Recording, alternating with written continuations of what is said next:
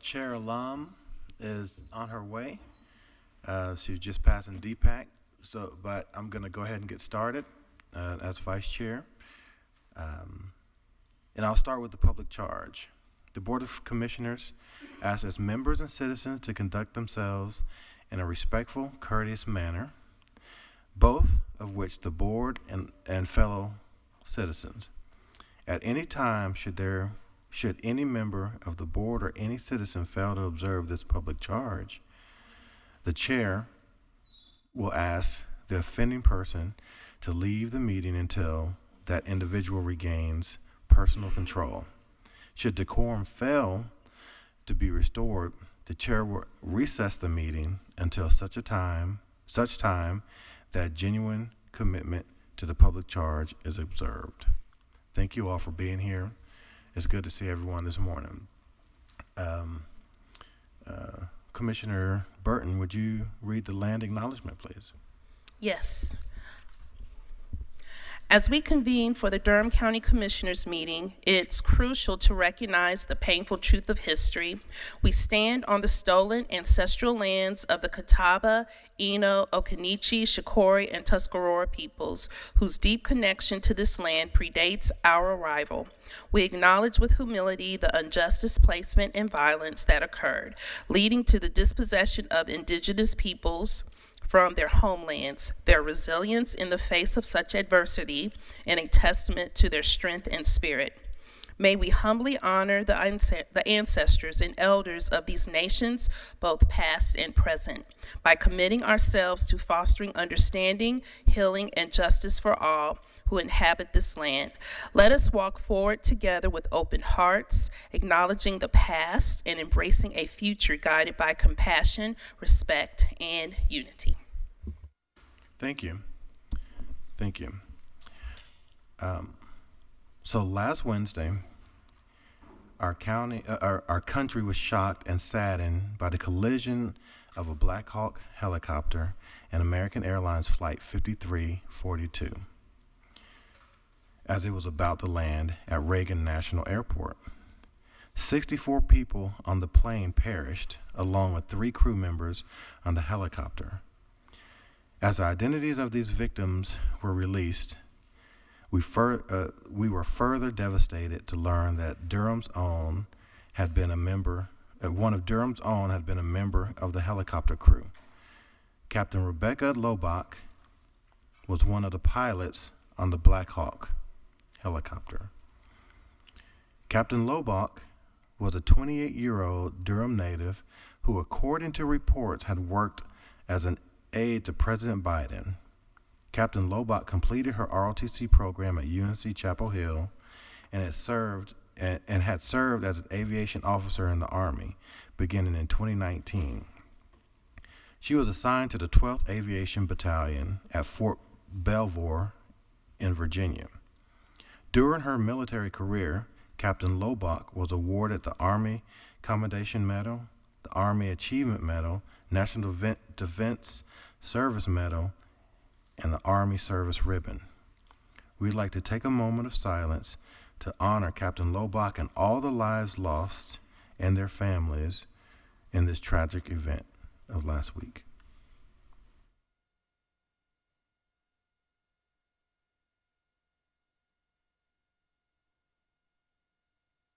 Thank you.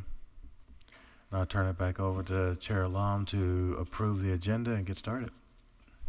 Thank you so much, Dr. Vice Chair Lee, for starting the meeting.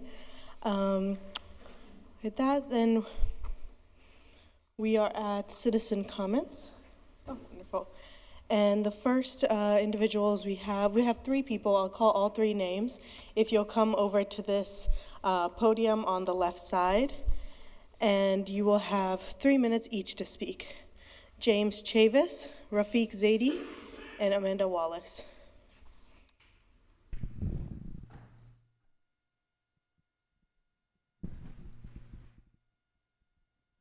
Good morning to the county commissioners, and good morning to the audience. I'm here to address this to the county manager, but also with you all help. Okay? Let me see here, because I get this board. Well, I'll just give you to the point since she's not here, but I send it to her. As you know, this month is Black History Month. And Black History Month means different things to different people. I'm one of the original civil rights workers ever since I was a kid. And so many of my black folks that was, my time is gone.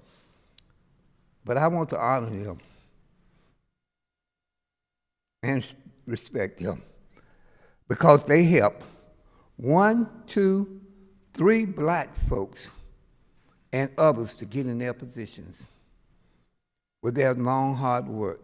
So we are asking for the county manager to come to a townhouse meeting at Houghton, sponsored by the PAC 1, District 1, on February the 20th, 2025, which is on a Thursday, from 6 to 8 p.m., because we also know it's time for our budget for the county. So please, I'm asking for her presence, and I'm asking you county commissioners to help us to have her there on that day. Thank you.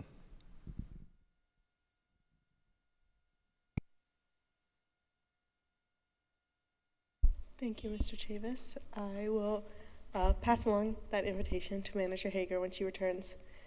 Mr. Zadie, if you.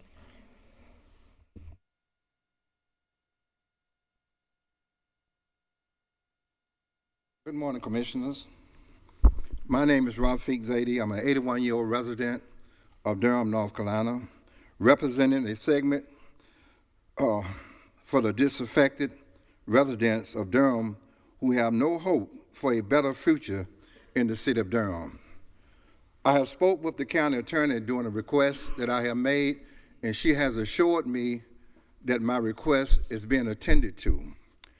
But I was told by the CRC, which is the Civil Rights Corps, to put this request on records, which I am now doing.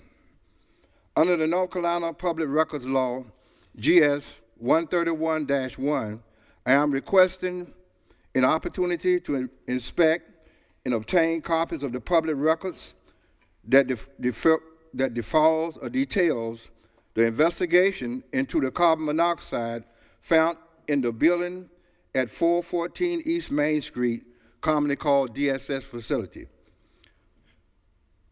If there are any fees for searching or complying with this request, however, I would like for those fees to be waived. Thank you.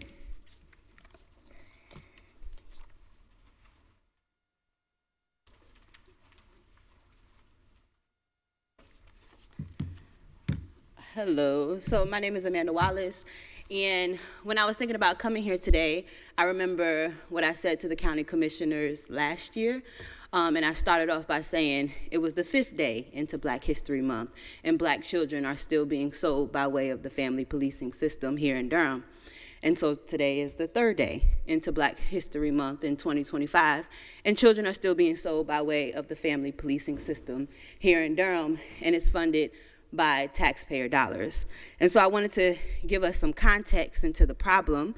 So in December, it was 189 children currently in custody here in Durham. 148 of those children are black.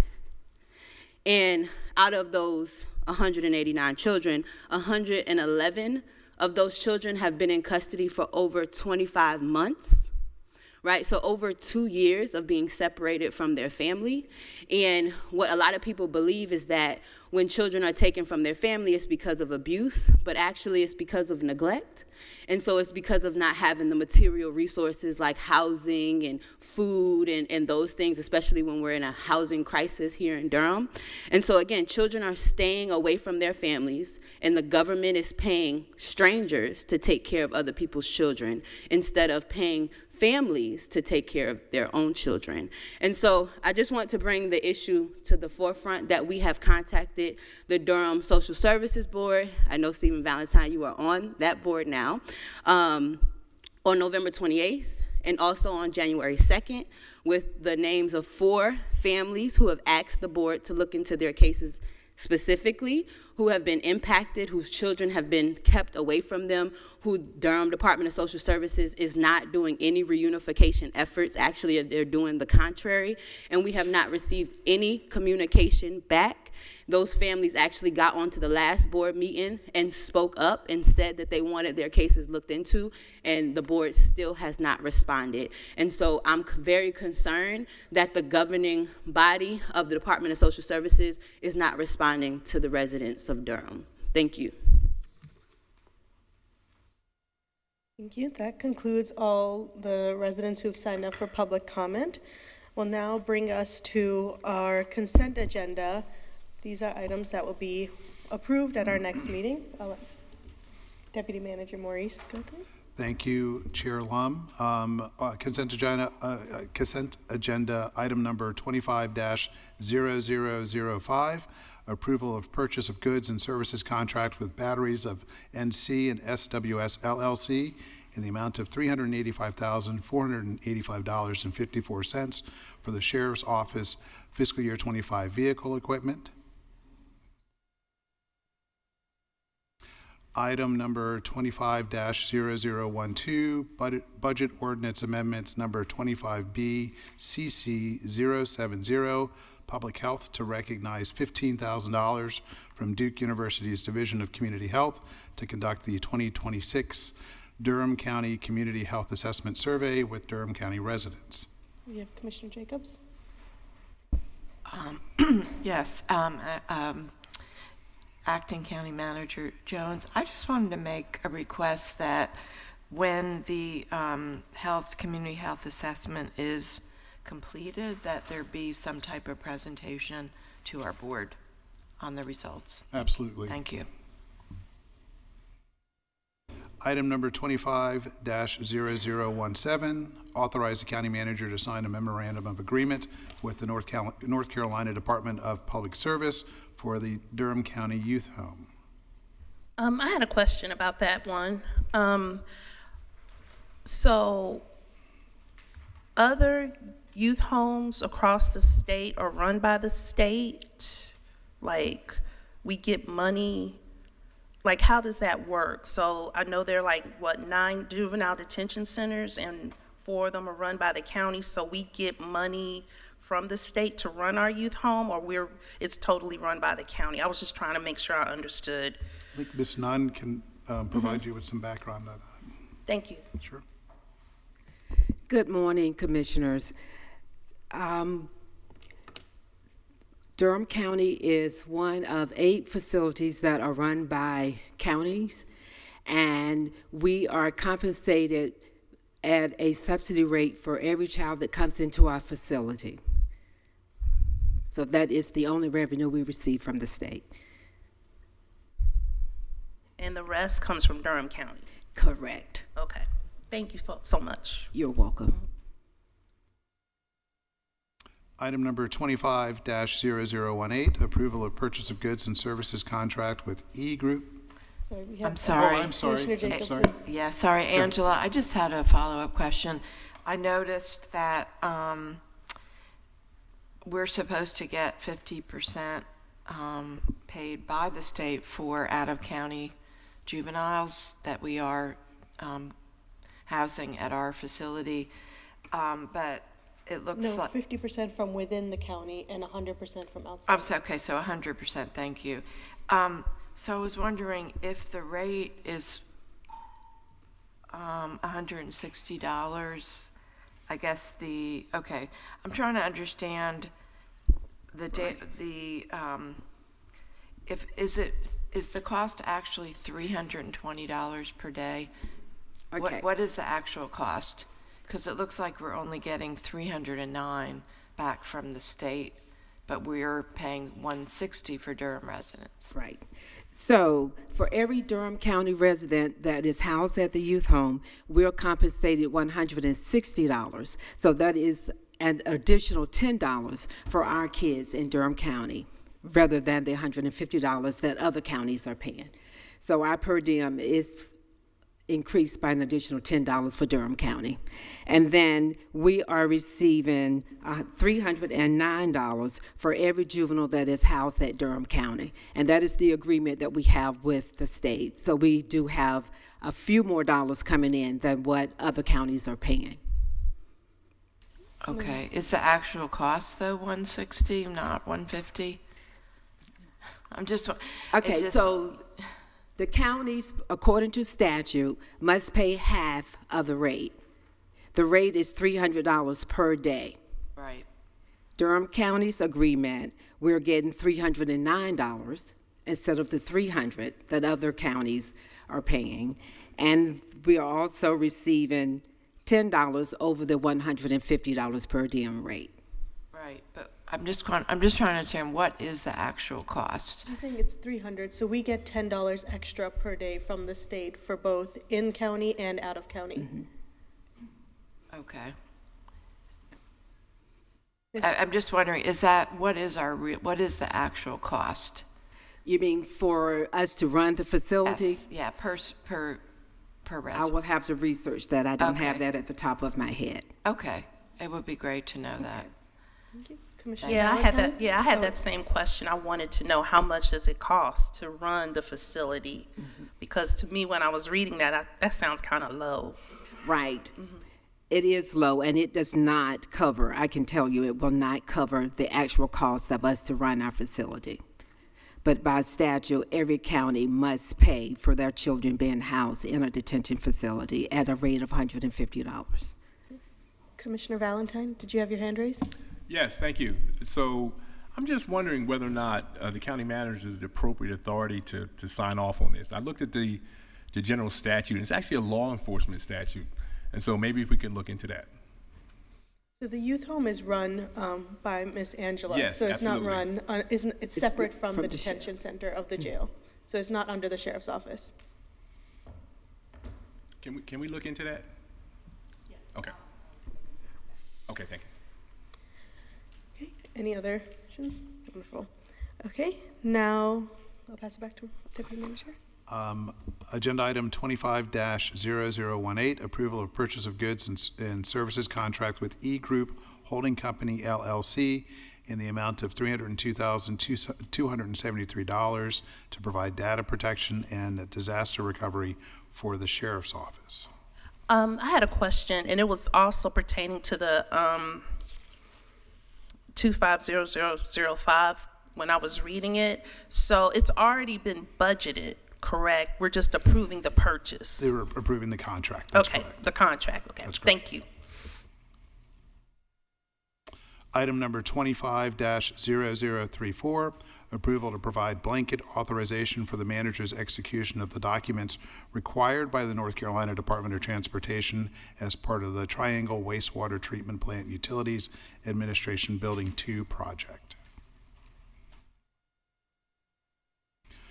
Item number 25-0035, lease amendment for China Walk at 3825 South Roxborough Road, Suite 124, at the Shops of Hope Valley Shopping Center to extend the current lease through February 28th, 2027, with a monthly base lease rate of $3,019.02, plus monthly common area maintenance costs estimated to be $400 per month for calendar year 2025. Item number 25-0036, Durham County Matching Grants Program, approval of fiscal year 2024-25 grant cycle recipients in the amount of $100,000. Commissioner Jacobs. Well, just shout out to our open space staff. I see Brandon and Celeste here.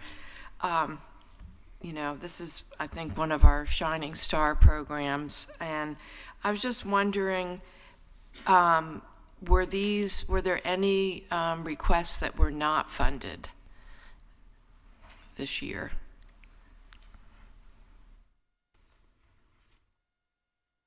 No, every grant that applied this year did receive funding. Okay, that's great, because, you know, we've been at 100,000 for a while, and just want to make sure. I also appreciate that you have implemented the $5,000 low barrier alternative. I noticed there were several recipients of those, so that's fantastic. That's correct. We Yeah. had 3 of them this cycle. Yeah, that's great. All right, thank you so much. Thank you. Oh, I did one other thing is I did look at the website that we have, and I know we're in the process of updating the county website, but it would be great. That report that an intern did for you all was really good, to get that up on our website. Absolutely. Yeah. We'll get that up. Okay, thank you. Item number 25-0037, approval of budget ordinance amendment number 25BCC 072, appropriating $53,240 of general fund balance to the county matching grants program for previously approved FY 23-24 grant recipient. Yeah, so I just had a question. So if money's not encumbered during the fiscal year, is it our general practice to just extend it to the next year? Well, in this situation, normally we would with various different expenditures, but that wasn't done for this year. And so that's why we're requesting this at this point. Brandy may have more information about that. Yes, it was just several different things happened throughout the course of trying to get this contract approved, including some staff changes at El Futuro. They had not an intern, but a fellow, I believe, who had left, and then when they sent it in one time, they didn't have the signatures all done, so we had to send it back. And then by the time the delays continued, it had crossed over the end of the fiscal year. Yes, I noticed that in the reading for this morning, but I just wanted to know is that our regular practice? So, but thank you for that. Item number 25-0038, approval of addendum to property management agreement between Durham County and Trademark Properties, Inc. to incorporate the retail spaces at 201 East Main Street, Durham, North Carolina 27701 into the property management agreement and increase the annual contract to an annual amount of $36,000. Commissioner Burton? Yes, I just had a question. So does Trademark look for the people to rent the spaces, or are we have say-so about how the spaces are rent? How does that work? Ms. Mitchell can provide more background. Good morning. I'm Nancy Mitchell. I'm the Senior Real Estate Officer for the county. And yes, Trademark does have the listing agreement for the retail spaces. They bring us from time to time a letter of intent from a tenant who seeks to lease the space, and then we determine internally if it meets the county's objectives. And I had a question also about, I know there was a Subway downstairs. What's going to be done with that space? That's a decision for the county manager and the board to make. The Subway did vacate that space during the time of COVID. And at that time as well, Subway implemented new requirements for their franchisees. The dollar cost for them to bring the space into compliance with the Subway requirements was beyond what the revenue was for the space, given the limitations that we have on hours of operation and so on, signage, that kind of thing, and the lack of downtown traffic following COVID. So they vacated. Thank you. You're welcome. Chair, that is the last of the consent agenda items. Wonderful, thank you. These items will move to our February 10th meeting for approval. Now we will begin our discussion items. We have several items, so I'm gonna list the items and then say how much time we have scheduled for each, and let's try to keep us on track. So the first is the request that the board suspend the rules and delegate authority to the county attorney to execute a contract amendment with Arthur J. Gallagher Risk Management Company, LLC, for insurance brokerage and risk management services through January 9th, 2026, in the amount of $42,000. We have 5 minutes for this, Curtis. I don't think it needs to take that long, and Mr. McKinney of our office actually has lead. Good morning, Chair Alam, Commissioners. So this is a renewal of a contract from last year. You'll note that the rate remains the same with our insurance consultant, the Gallagher Company, and they have submitted a proposal. That proposal is also similar to last year, and of course this is an effort to properly navigate the combination between protecting our immunities as well as being properly insured for things that may happen down the road. And after having a good meeting with Gallagher a couple of weeks ago, we are assured that that is what's happening here with this renewal. Okay. Are there any questions from the board? If not, I'll entertain a motion to suspend the rules. So moved. Second. Moved by Vice Chair Dr. Lee, seconded by Commissioner Valentine. All in favor say aye. Aye. Any opposed? Okay, the rules are suspended. Now I'll entertain a motion for delegating the authority to the county attorney to execute this contract amendment. So moved. Second. Okay, moved by Commissioner Jacobs, second by Vice Chair Dr. Lee. All in favor say aye. Aye. Any opposed? Okay, it is approved. Thank you. I know. Curtis, that's a record for you.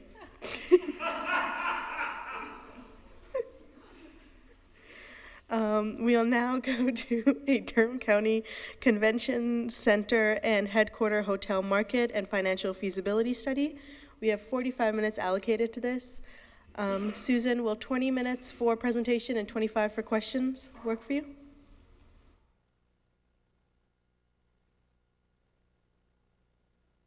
Okay.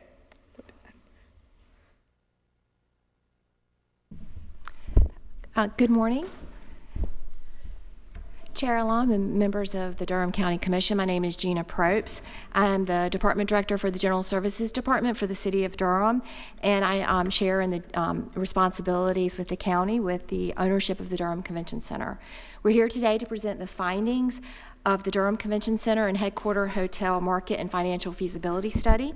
Here today we have our technical consultants, Hunden Partners, Sean Gustafson, who is online, and Susan Amy with Discover Durham, and should the need arise, Becky Bolton with OVG that manages the Durham Convention Center is also here. Our team will walk through the technical findings of the study, feasibility opportunities, financial and economic impacts related to future visioning of the Convention Center. I want to share with you some of the steps that have taken place prior to today that lead up to today's presentation. As part of the FY24 budgeting process, City Council requested and funded a study in FY24. In order to advance this study, the city entered into an interlocal agreement with Discover Durham to manage the deeper analysis as Discover Durham was working on its 20-year vision for Destination Durham. Additionally, the Durham Convention Center Authority Board, comprised of city and county appointees, had previously identified a need for a feasibility and visioning study. The study was completed in the summer of 2024. A presentation was made at the September 19th, 2024 City Council work session. And now is our opportunity to share the results with the board and its new leadership. Sean with Hunden will lead us through a presentation. We'll follow with comments by Susan Amy with what's next with Durham next and any questions you may have. At this point, I'll turn it over to Sean Gustafson with Hunden Partners. Thank you. Just gonna share my screen.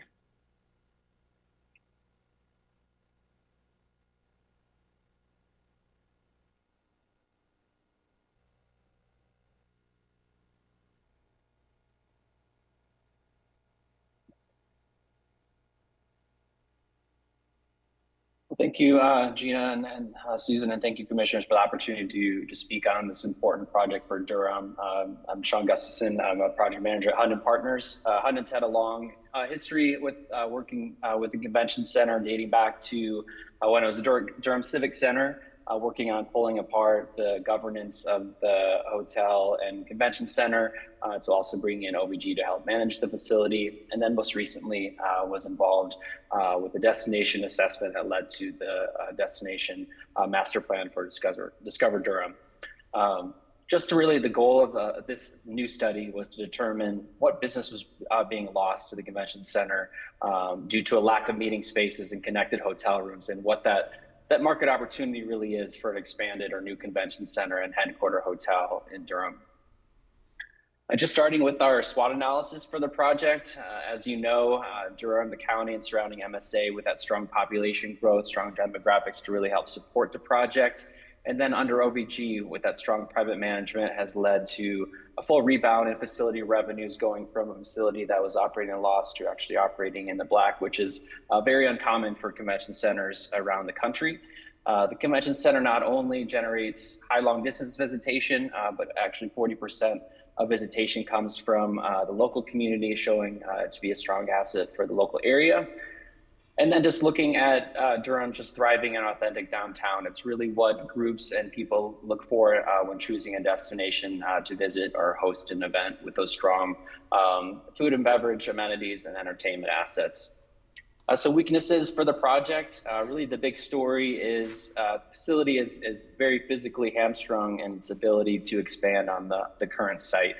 There is that lack of exhibit and breakout space, which has led to a significant amount of lost business, and also having that lack of available hotel room blocks to provide the needs for larger events. Opportunities for moving forward with the project by having that new exhibit space offering an additional breakout space can lead to that increased diversity in event types, with that new facility becoming more competitive in the market, which leads to the more events and impacts new local jobs and supporting local businesses such as restaurants, bars, and hotels. Some threats for the project, looking at competitors such as Raleigh with their own expansion plans potentially puts Durham further behind in the market in terms of its competitiveness. And then looking at the new build, currently there is an unidentified site for that construction, and then just increasing construction costs and interest rates, making it more difficult to fund the project itself. Just in terms of context for the project, right now there's 576 walkable hotel rooms from the convention center. The Marriott Hotel that's connected only has 190 rooms and isn't able to provide those room blocks needed for larger events. We first looked at the expansion on the current site and what that could accomplish. These site concept plans developed by our architect partner Convergence Design show the potential of 11,000 square feet of meeting rooms to be added within existing plaza space, but then to the right, east of the Armory, showing the location of a potential 30,000 square feet of new exhibit space.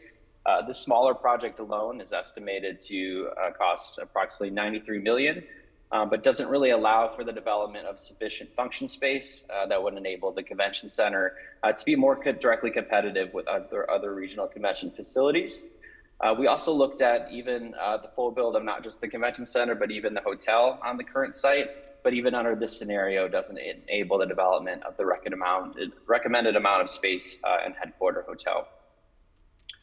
So then we looked at what would a new build concept look like for the convention center and headquarter hotel.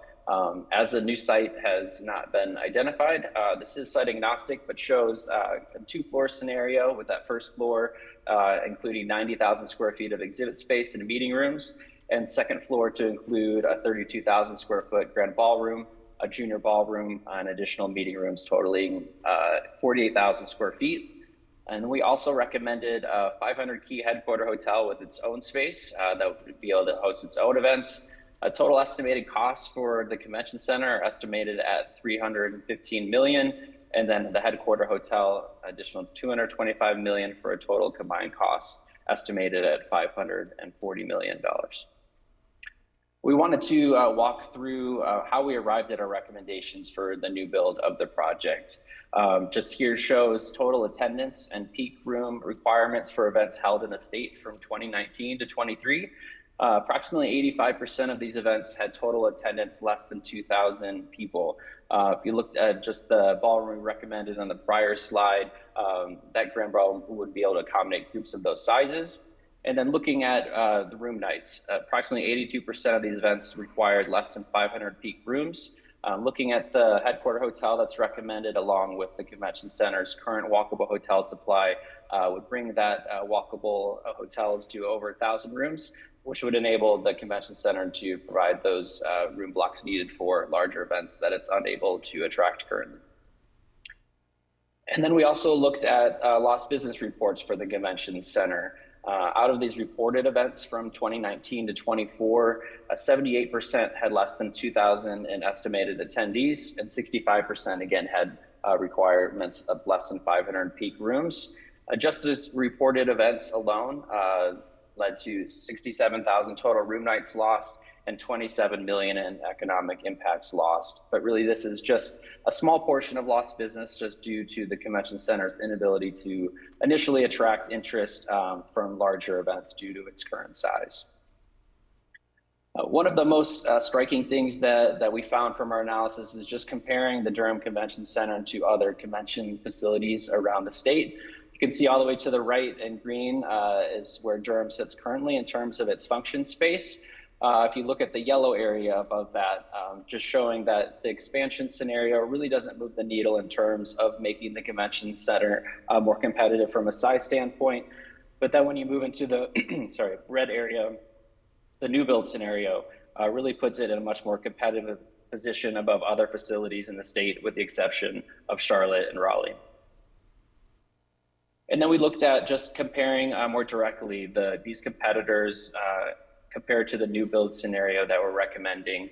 This would put the Durham Convention Center in line in terms of exhibit space, but actually lift the amount of ballroom and meeting room space available compared to these other facilities. We're seeing a trend in groups really wanting those more flexible, smaller spaces, which this program would be able to accommodate.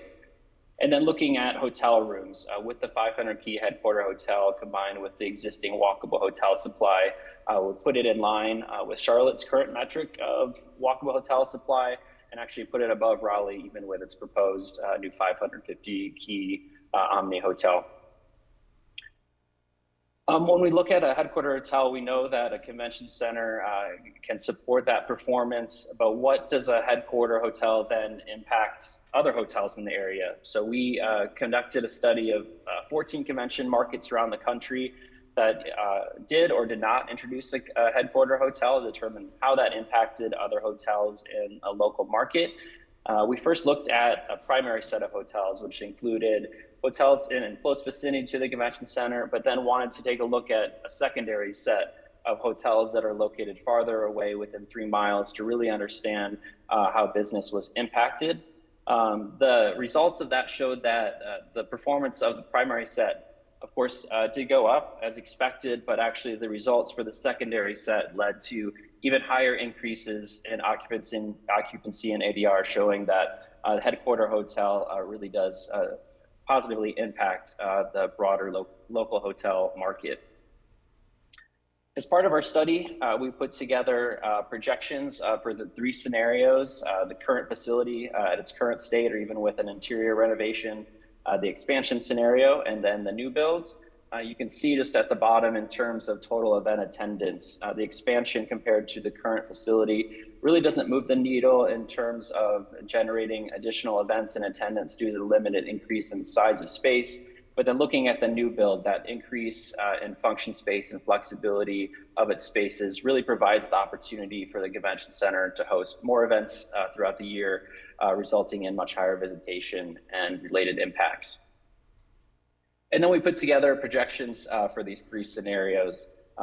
As is common with almost all convention centers, we were conservative and show that there is potential operating losses that could be that would need to be subsidized. But then just under OVG's management, these could be minimal given its history with the project. And even though the facility may not generate a profit, really the trade-off is the economic impacts that it generates. You can see here just from the current expansion scenario, that lack of or limited increase in space minimize the potential new impacts that the facility can generate. But then looking at the new build of the convention center, it's projected to produce a significant number of new hotel room nights, approximately 78,000 new room nights a year, as well as a significant lift in new spending locally and new jobs in the local economy. And then just related to the analysis we completed in other convention markets, we wanted to see how the headquarter hotel that we're proposing would potentially impact other local hotels in Durham.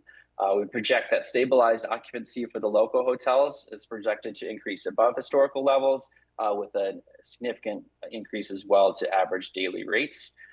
For the headquarter hotel itself, it's projected to operate at a 33% operating margin, which leads to an estimated financing gap of approximately $101 million, which is about 45% of the total estimated cost to develop a hotel.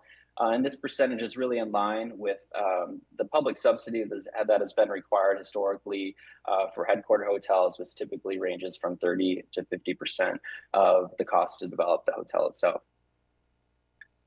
And then just in summary, just wanted to look at the combined net new impacts from the convention center, a new convention center, and the 500-key headquarter hotel. Total net new spending, which includes new spending on site, the convention center and hotel, as well as offsite spending at local businesses, is estimated at $5.1 billion over 30 years, with approximately $2.3 billion in new earnings from new jobs, which supports 1,100 estimated new full-time equivalent jobs in the local market.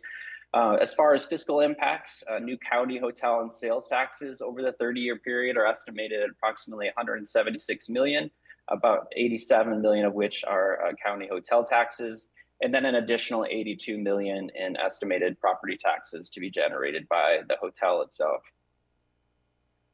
Just in summary, from our analysis, the current facility is really outperforming comparatively sized venues, but there is that limited availability to expand on its current event load and ability to expand on the current site. The expansion scenario really only provides a minimum amount of exhibit space needed for a facility of this type and really doesn't make it competitive in terms of the broader market. And it's not something that we would recommend moving forward with. In terms of the new build, really helps elevate the convention center as a much more competitive venue in the region with those rightly sized spaces.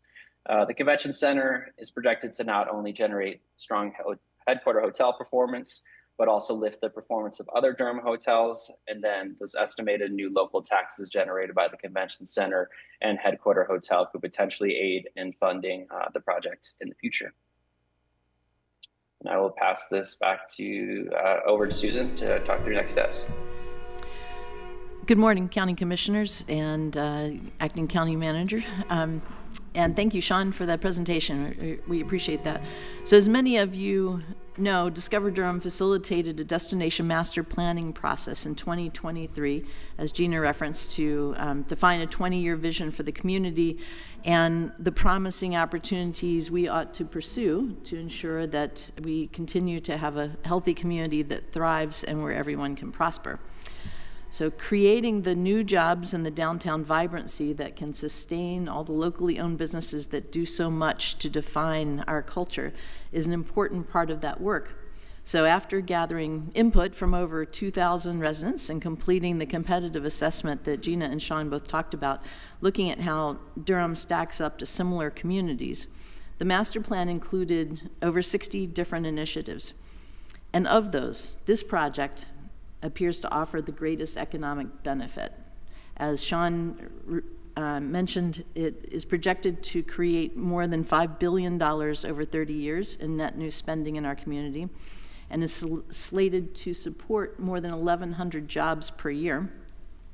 That makes it one of the highest value projects in the plan. It's also indisputable that Durham's current convention center, which is now 35 years old, is one of the smallest in the state and will be increasingly uncompetitive for winning this kind of business. We can't, as a community, though, make an intelligent decision about this at this time. The next step in a project like this is an intensive analysis. The work would likely take 18 to 36 months, but let me give you an idea about what the deliverables would be of this next phase of analysis. There are a number of things. One would be complete community engagement input with a full range of stakeholders, which would include residents, meeting planners, local business owners, and potential clients. Identification and analysis of one or more potential locations, assessing the property availability and cost, and conducting the analysis of the structural, environmental, traffic, and other supporting considerations. The development of project KPIs, design requirements, and conceptual renderings.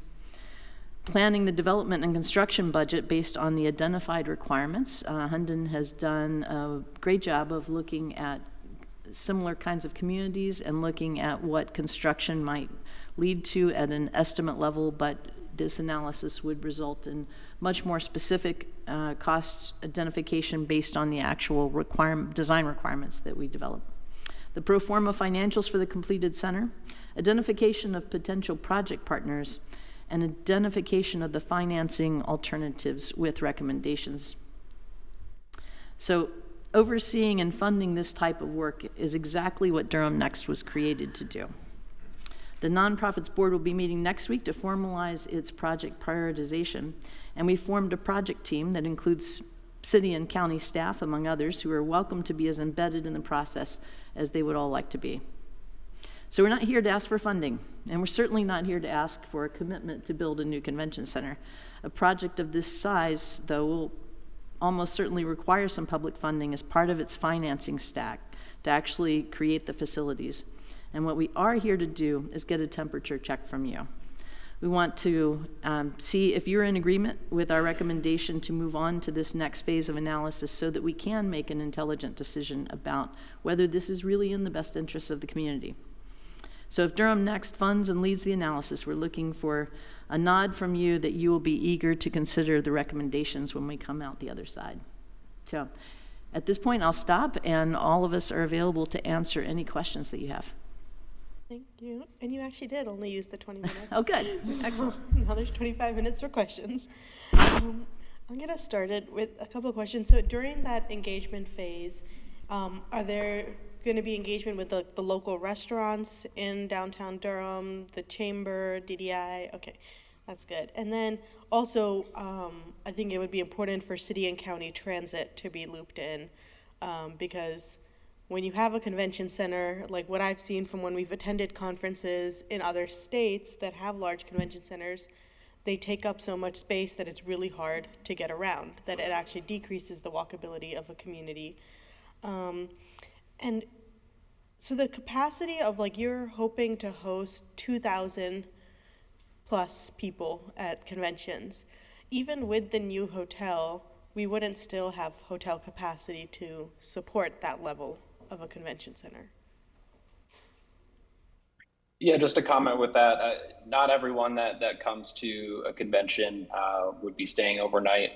Estimated percent that would be requiring hotel rooms, and just looking at number of people per room, typical for different event types, that the room blocks with current walkable hotel supply downtown and this headquarter hotel would be able to accommodate those group sizes.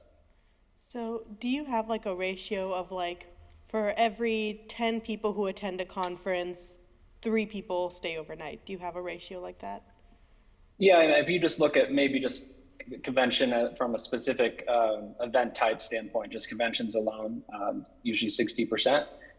So we'd be looking at that threshold, typical just for conventions, but it's kind of a range of requirements based on what type of event it is. And so what would our total hotel capacity be again with this new hotel? Just under 1,100. 1,100, okay.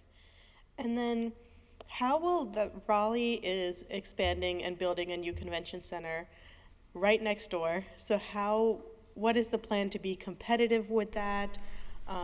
Putting so much money into a new convention center, over $300 million, and then if Raleigh has one that's even bigger, conferences might still go there. Sure. I mean, I think what was interesting about our engagement throughout the study, just talking with meeting planners, people would love to choose Durham over Raleigh. It's downtown, its atmosphere, its destination appeal is what is really a major factor in driving that decision. And we feel with having that right-sized facility, that would make it a strong proposition for groups to choose Durham over Raleigh.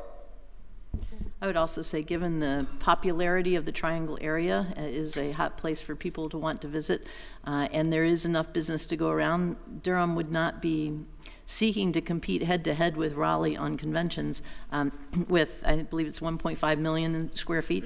They are still able to host much larger shows than what Durham will have.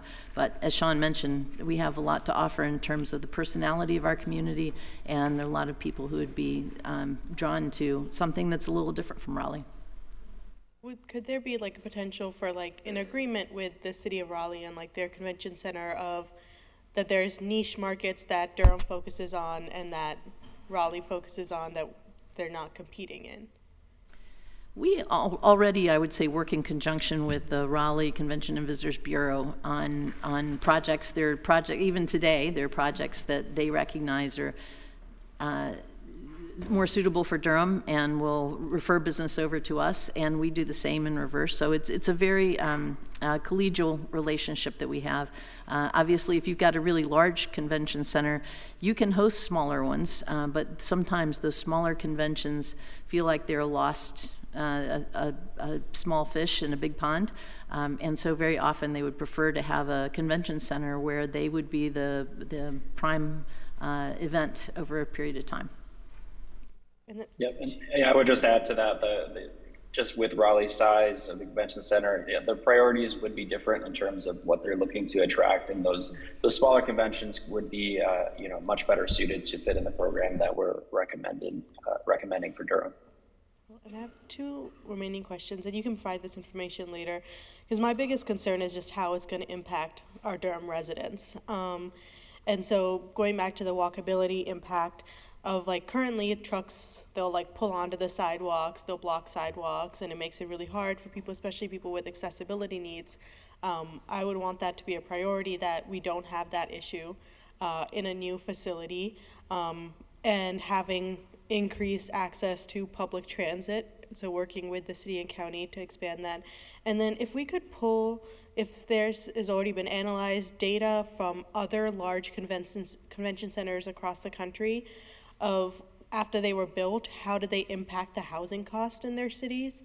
Because we don't want the convention center to come at the cost of our residents being priced out of Durham. Sean, is that information you have now?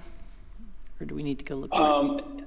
Yeah, I mean, I think that would be hard to tie housing prices directly to the convention center. I don't know if that data is available, just because there would be a number of factors that would influence that pricing, but it's something we can definitely look into. Commissioner Burton? Thank you so much, Chair Alam. I want to address something that Chair Alam said about when, with a lot of our residents, when they see a lot of these new buildings go downtown or new structures, what have you, they feel like it's not really for them. And so one of the things that I really am cautious about, if we build this convention center, that as many of our residents who live in Durham feel included in the process. And going back to, being priced out of housing, things like that. So when you're doing your listening sessions, I really want to, feel confident that we reach a wide swath of people, because we want to make sure that everyone in Durham feels included in this structure if it's built. So one of the questions I had is, when people talk about building new things, they talk about jobs, right? It's going to have, I think you said 1,100 new jobs. Do we know, is it primarily just going to be hospitality, just jobs that people are working, as servers, because we want to make sure people are getting paid a living wage. So I'm also concerned about that. And also, what's going to happen with the old convention center? Will it still be utilized for like smaller conventions? How will that be encapsulated with potentially this new convention center? Yeah, I can speak to the first 2 points. I think it's, like you said, it's very important that the community feels like that this is their asset as well and something that they're a part of. I think when you get into actually designing the facility and what's surrounding it, having ample public outdoor spaces, involving public art, making sure that there's community access for events, I think are all key considerations that we want to make sure are covered. And then just from a job standpoint, yes, most of the jobs would be in food and beverage, restaurants, bars, retail, and hospitality, but also additional entertainment spending as well. All right, and to follow on to that, yes, one of the conversations that we've been having, and aspects of this that we've been researching while we are putting together this plan is about how convention centers are changing to embrace activities and function that residents can appreciate. So the old model of convention centers, which I think we're all probably familiar with, tends to be a concrete box in downtown that residents don't ever go into as a sort of typical stereotype for a convention center.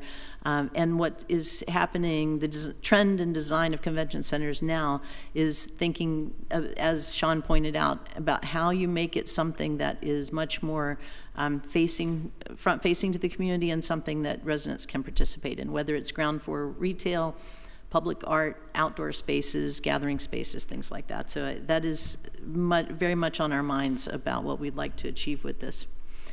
And I will say on the to the question about the old center, in the destination master plan, one of the other notable needs for Durham is a number of additional performance venues, especially flat floor venues, to host performances, rehearsals, concerts, and other kinds of activities. And actually, I think there's already interest in from different partners in how they might be able to make use of the current convention center. So I don't think that's going to be a challenge for us at all. Commissioner Jacobs? Well, first of all, I just want to say thank you for this excellent study. And this is really exciting. We formed Durham Next for this very purpose. We realigned our occupancy tax dollars for this very purpose, and I just want to say I strongly support us moving into the next phase for making a decision about this as a community. And I am really glad that Durham Next is going to lead this, because that was the whole point of forming the nonprofit, is to have an entity other than government doing project management and also helping to facilitate public-private partnerships. And so thank you. I also want to acknowledge the amazing staff and collaboration that we have already. Becky Bolton here from the Convention Center, and Nicole Thompson from DDI, Susan Yu with Discover Durham, and Gina as a partner with the city, because you punch above your weight. I mean, and all the great staff. I'm looking at staff here, other staff here too. I think that came out in the report, in the study, that Durham is punching above our weight. I mean, if you look at where we are in the state, and our convention center is one of the smallest in the state. And as commissioners, we've all been to Cabarrus County, to Wilmington, to Charlotte, Raleigh. We've been to conventions all over the country, and it is really actually an embarrassment what Durham's Convention Center is for the size of our community. But the fact that we are really doing well financially, as was noted, the convention centers like our stadium are not revenue generating. They're meant to be economic engines for the community, and we are doing that. I also want to note that we also are punching above our weight in the study. When you look at the walkability index and how many restaurants and bars we actually have within the downtown walkability, we're again punching above our weight. So I think, to the point about what we have to offer compared to Raleigh and Charlotte, is the density and the walkability, and we really need to leverage that. And I also want to raise the point that the reason that I am so interested in the convention, in a new convention center, is because this is for Durham for the next 10, 20, 30 years. And we have to have other sources of revenue for our community. We cannot be just dependent on our property tax revenue, which is a burden to our residents. We have to diversify our revenues so that we have people from out of town who are coming here and spending money at our hotels, our restaurants, filling up on gas, and helping to create the revenue that actually will help us build more affordable housing, that will help us pay for our schools. So that's one of the reasons that I'm most interested in this, is because we have to look to the future of how we are going to have other sources of property tax, occupancy tax, sales tax revenues for our community. I agree with what Chair Alam said about looking at transit. What I noticed in the report is it's all about people getting back and forth in cars. And I want to highlight that we are in the process of expanding our passenger rail station right downtown with Amtrak, plus hopefully have a stop in RTP that people will get to from the airport. We are working on bus rapid transit. We're trying to improve our bike pedestrian connections, and then all the work we need to do with connectivity downtown. So I think that's going to be really critical. And I noticed in the study it refers to some type of downtown circulator. This also came up with some of the recommendations coming out of the DDI master plan. So yes, I think we have to make it really easy for people to get around downtown and to get to the convention center. I'm going to be really interested in the funding strategies. I hope we'll look at things like tax increment financing. We don't have a prepared meal tax in Durham. Other counties do. That's how they've been using funding to build things like this. I think that's going to be really critical, is how are we going to finance this? And the other thing is wondering, of course, 5-acre site, where's our 5 acres downtown? And can we build the hotel on top? Because that's another 2 acres. Like, I really hope we're going to look at very creative, innovative strategies around this. And I'm really interested in how do we make, to Commissioner Burton's point, how do we also make this convention center for our community? Because honestly, our current convention center is for our community. There are so many community events that happen at our convention center. And I also love the model that we already see with our boutique hotels downtown. They are for everybody. Everyone hangs out in the lobby of the Durham Hotel. 21C, Aloft, Unscripted, they are for the community. And how do we also do that with this convention center? And so that, I think there's some exciting opportunities there. Just look at my notes here.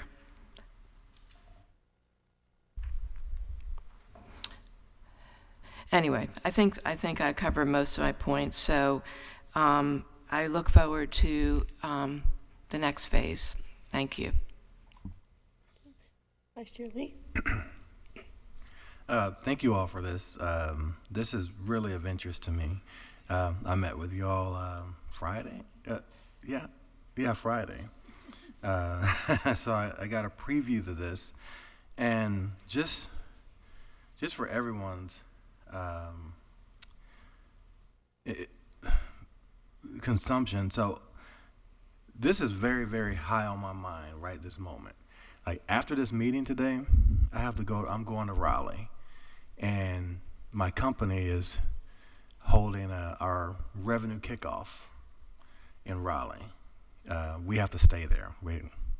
Oddly enough, even local employees have to stay in the hotels there. And they tried to do this in Durham. They worked really, really hard trying to figure out how we could bring the employees from around the world into a revenue kickoff, because our headquarters, Avalara's headquarters, is now this office right here, is just on the other side of DPAC. That's our headquarters, global headquarters. And they really tried to fit the RevKO, the revenue kickoff meeting, the annual meeting here in Durham, and they couldn't do it. So we have to go to Raleigh, even though our headquarters is right here. Now, we stay in hotels here. there's always someone in Avalera staying at hotels, groups of folks, because they all come here team by team basis. But when we talk about the company gathering, we can't fit here. And this convention center, based on what we saw today, would fit, a company who's based here, the headquarters is here, our revenue kickoff. So I'm going to Raleigh to spend the money in the restaurants for the team dinners. The company's spending money in Raleigh for the hotels, the convention center, and we've missed out on that now. This is just one company, but I would imagine with all the companies around here, this is just a multiplication question. I agree. I believe that we have to involve the community here, but there's a question of how do we do that? Well, community members from all sectors have to be part of the decision makers in this, not just here, fill out this survey, and we'll take that into consideration. I want to understand, Durham Next. What's the makeup there? Who is part of Durham Next? I would love to understand that. Do we have community members who are not traditionally on these planning groups or organizations as a part of this? Not just a round table of someone who comes for a moment, answers a few questions, and move away. Do we have community stakeholders who have been here a long time, who are diverse in different places in different communities on this committee? I'm guessing Durham Next is not just a committee; it's a nonprofit. Okay, what's the makeup of this nonprofit? And if we truly want to involve the community, we should involve some of the community members who have voices, to give them voices in shaping this. That's the only way that we're really going to involve the community. Everything else is just a community meeting, and people express their views, and we move on. So if we really want to involve the community, which I think we have to in this, especially because I don't know where we would find the space for a convention center of this size.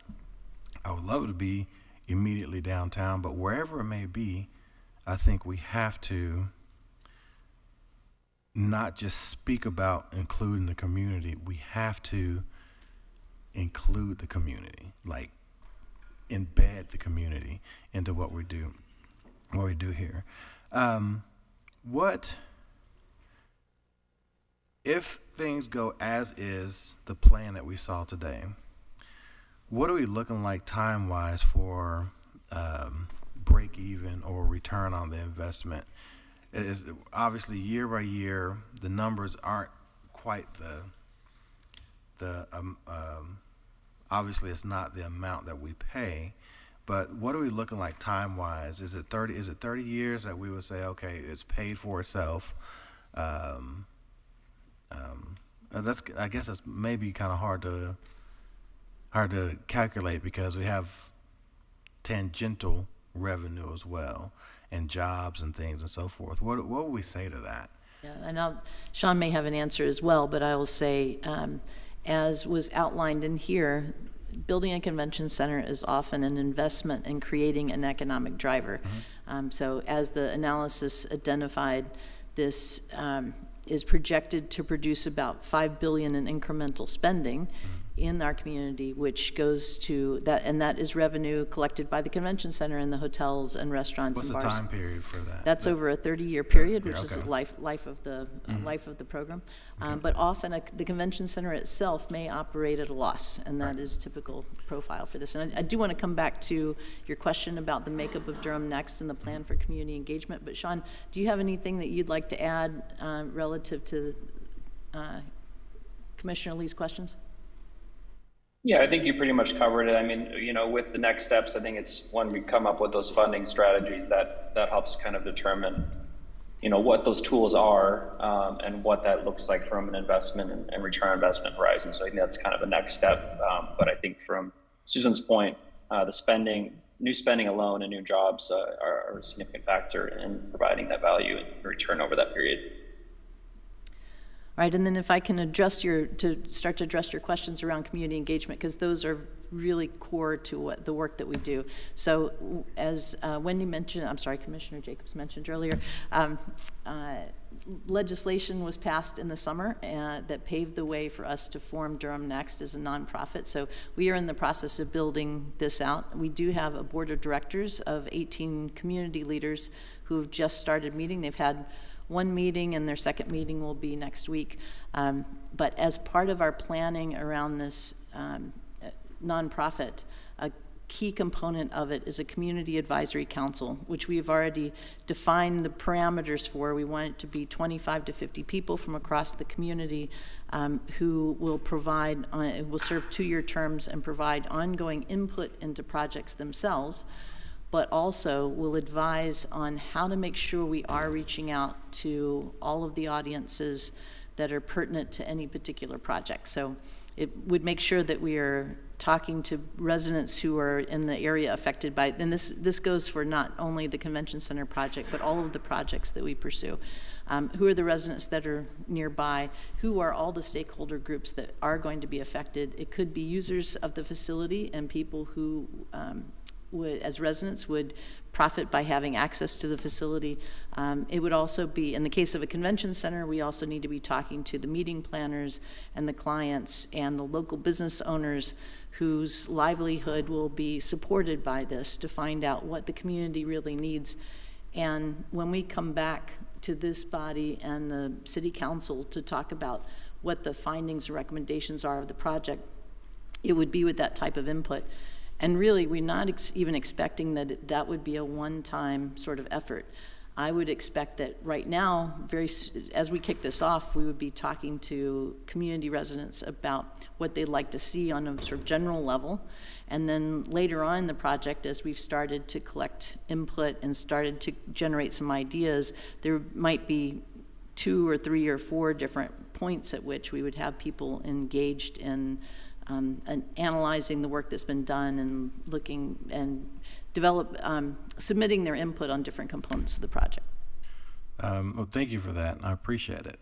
But I still hold to my statement of, if we want to involve the community, we have to include the community, even on the board level, right? Like, those are the decision makers. So regardless of input that comes in on the committees or whatever it may be, the accountable part of this is actually having people at the table, having seats at the table who are decision makers. Outside of that, it's still just a community survey. And I understand you out that's already formed and things, but I want to make sure that I'm clear that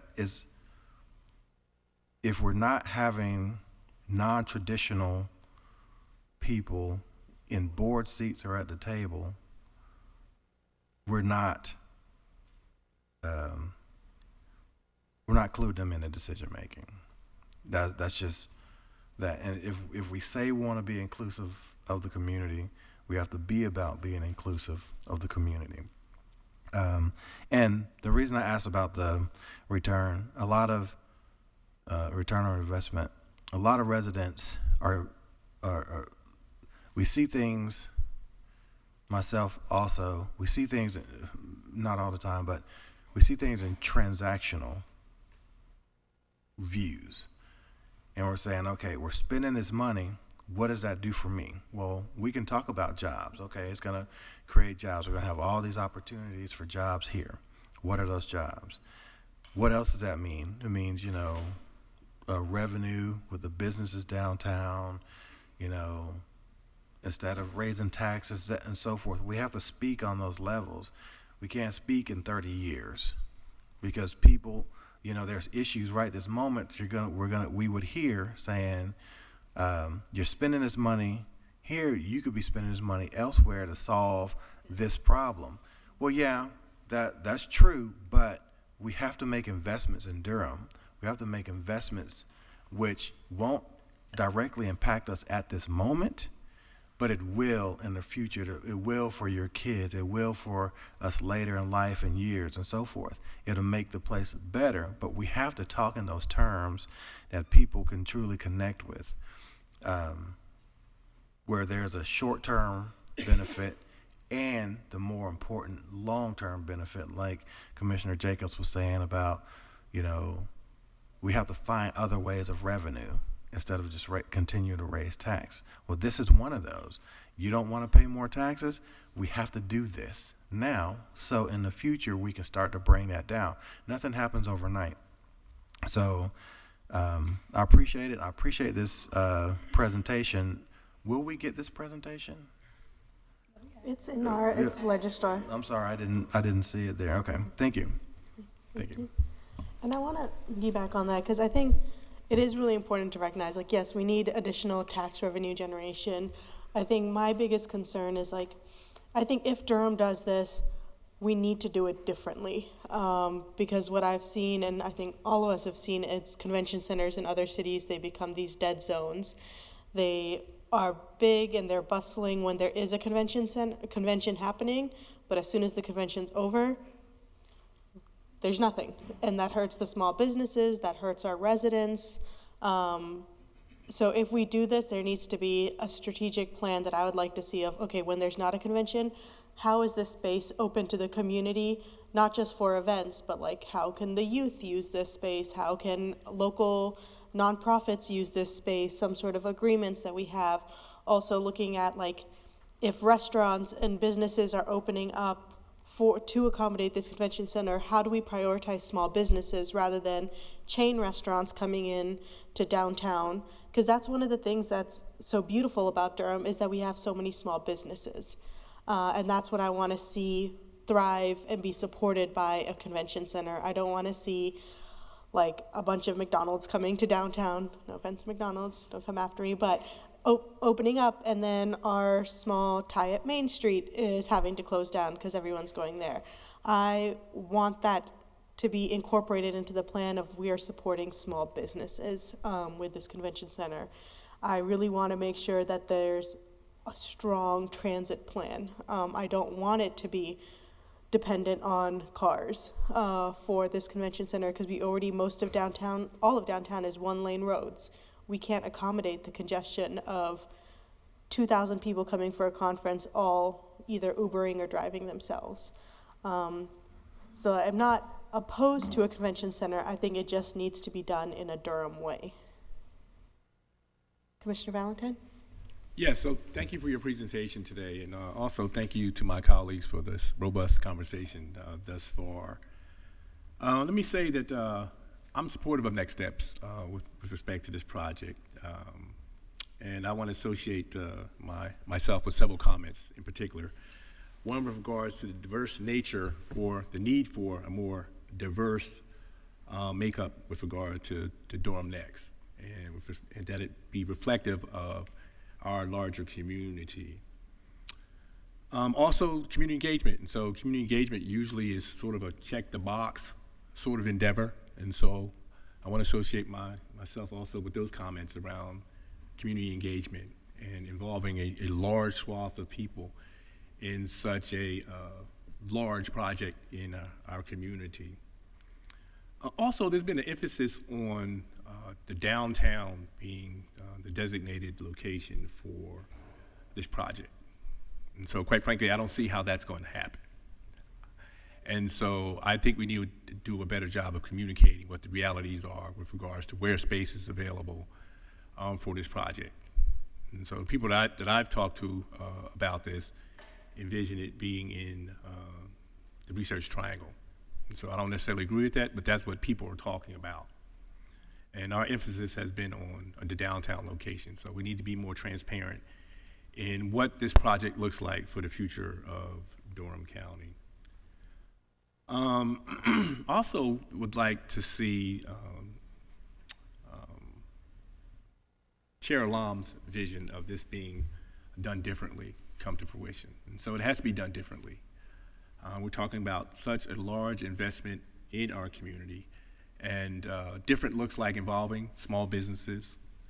It looks like involving more minority businesses in our community. And so I'm hoping that we can be laser focused on those areas as we move forward with this planning.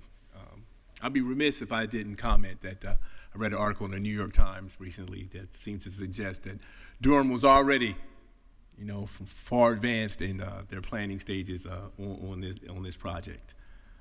But nonetheless, my last comment is that in light of our current political environment and its potential impact on our budgets in the out years, has there been any discussion about that as we move forward? No, we have not gotten as far down the road as considering what the financing might look like under different administrations. Commissioner Jacobs? Yes, great comments from my colleagues. I just want to follow up because I'm on the Discover Durham board. Just to give some insight, we get a lot of emails, but we did get an email announcing who the board is for Durham Next, so I just forward that to people.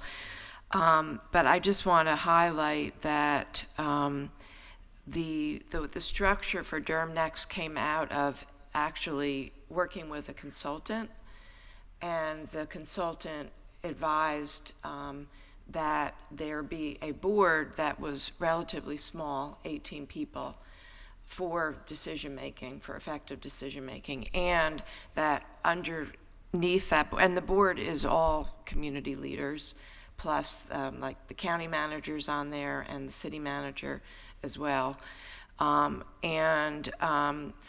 Also that there be the importance of having the advisory board that does advise the actual decision-making board. So the whole structure was based on working with a consultant.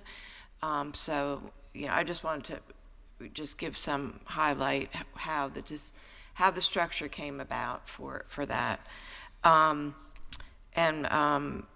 But if everyone, and maybe Susan, you could re-forward also the information about Durham Next so people have that. I also just wanted to, one comment I forgot to make before was that if we invest in this, we would be, I think it was the third biggest convention center in the state. So we would not necessarily be competing with Raleigh and Charlotte, but there would be the idea that we would be filling a niche.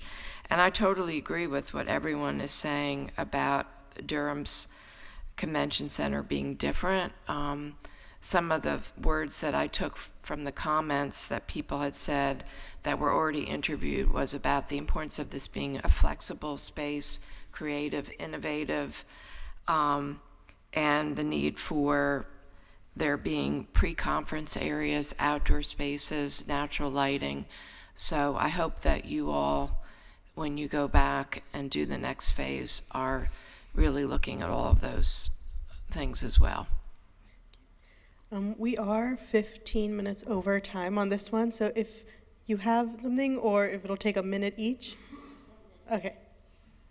Yeah, I just wanted to say thank you for your presentation, and I'm for going forward with the study. I think listening to my colleague's story about Avalera and having to go to Raleigh, that was one of my questions. I wanted to know who we lost out on, right, to other places. But I think the biggest thing is how we tell the story, because so many of our residents, when they see these big dollar amounts, when you put out 90 million, 300 million, 500 million, whatever, they're looking at it, well, why are we spending this kind of money and we need this? So I think it's important how we tell this narrative of how it will benefit Durham, because I remember, I'm going back 20 years, people didn't see the need for DPAC, right? And now we all love DPAC. So I think that's just going to be the key to how all this pans out. So thank you. Thank you so much for your presentation again, and we look forward to continuing this conversation. Okay, next we have,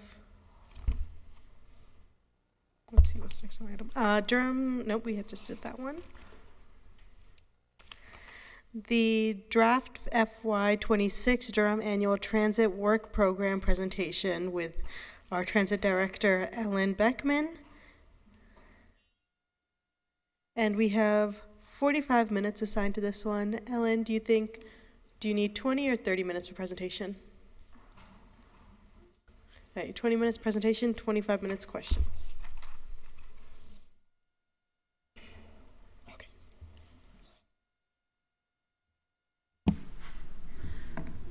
Good morning, Board.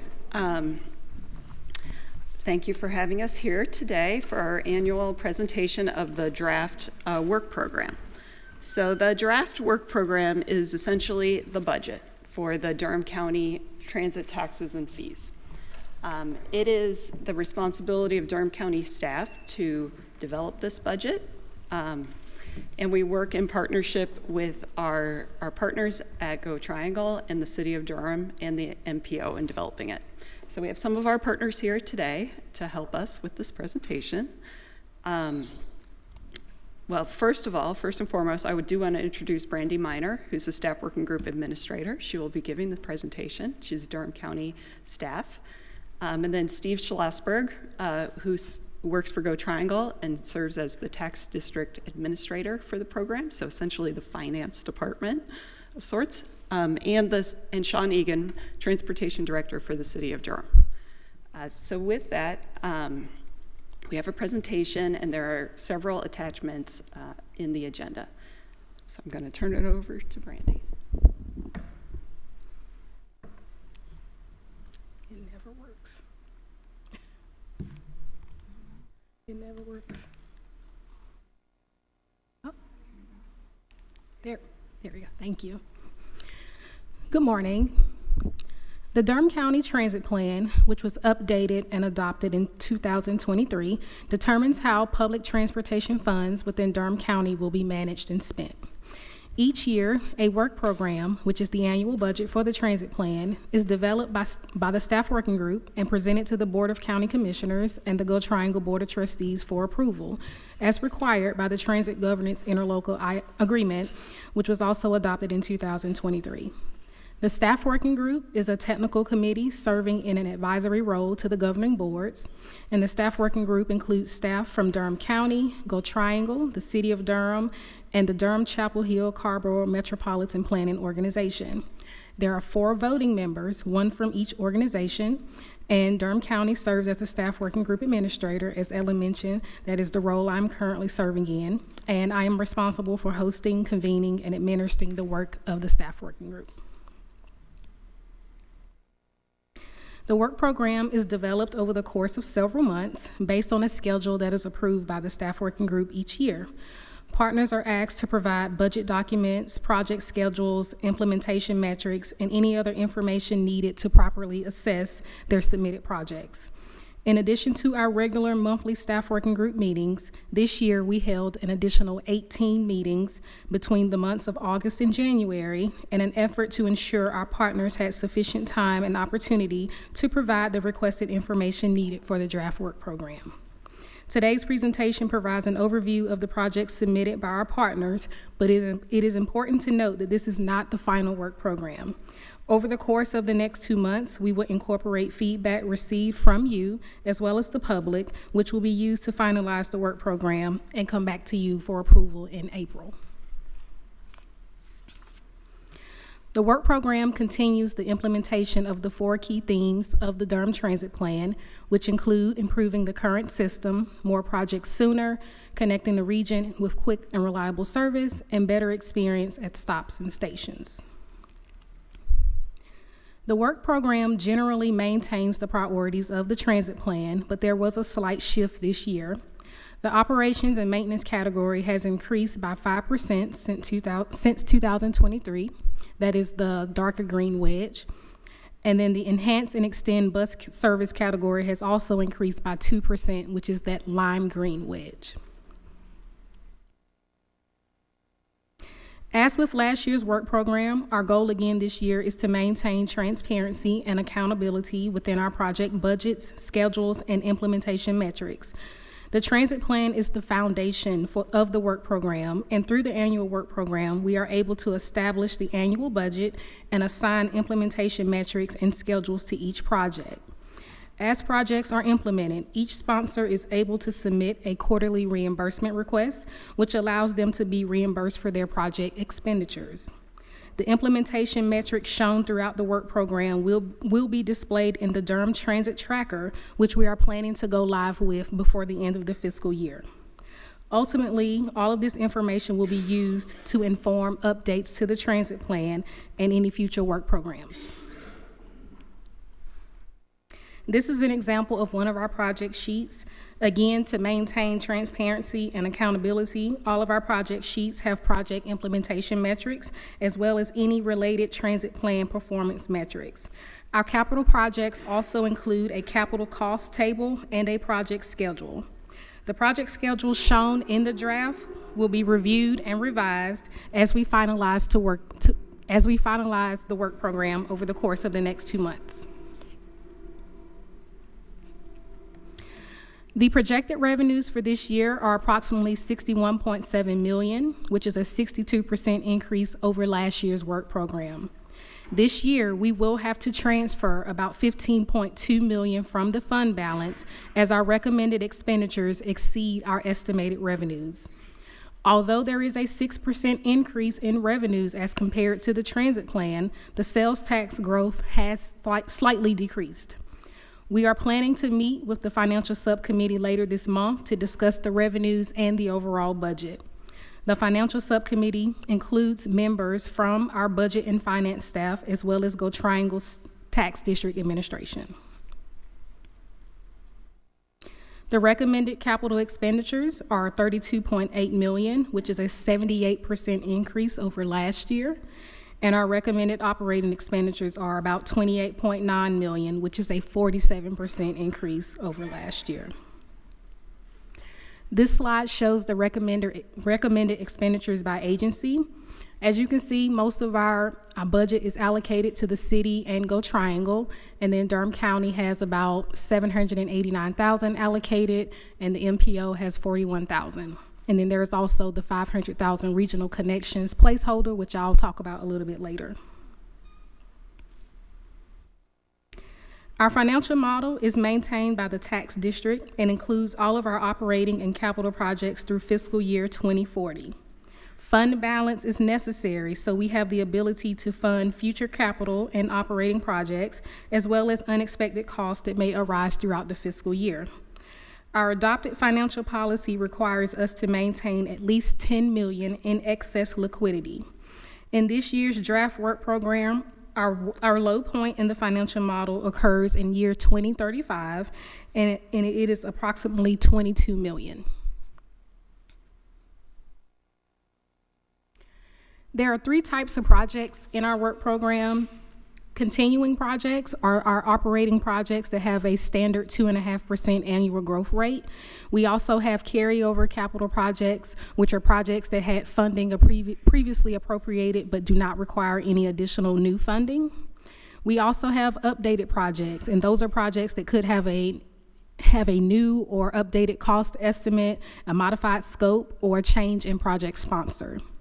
Then we have new projects that were included in the transit plan but are just now beginning, or brand new projects that weren't even included but are being requested by one of our sponsors. Last year, the city and Go Triangle both received funding for new programs to offset the cost of fares for transit riders.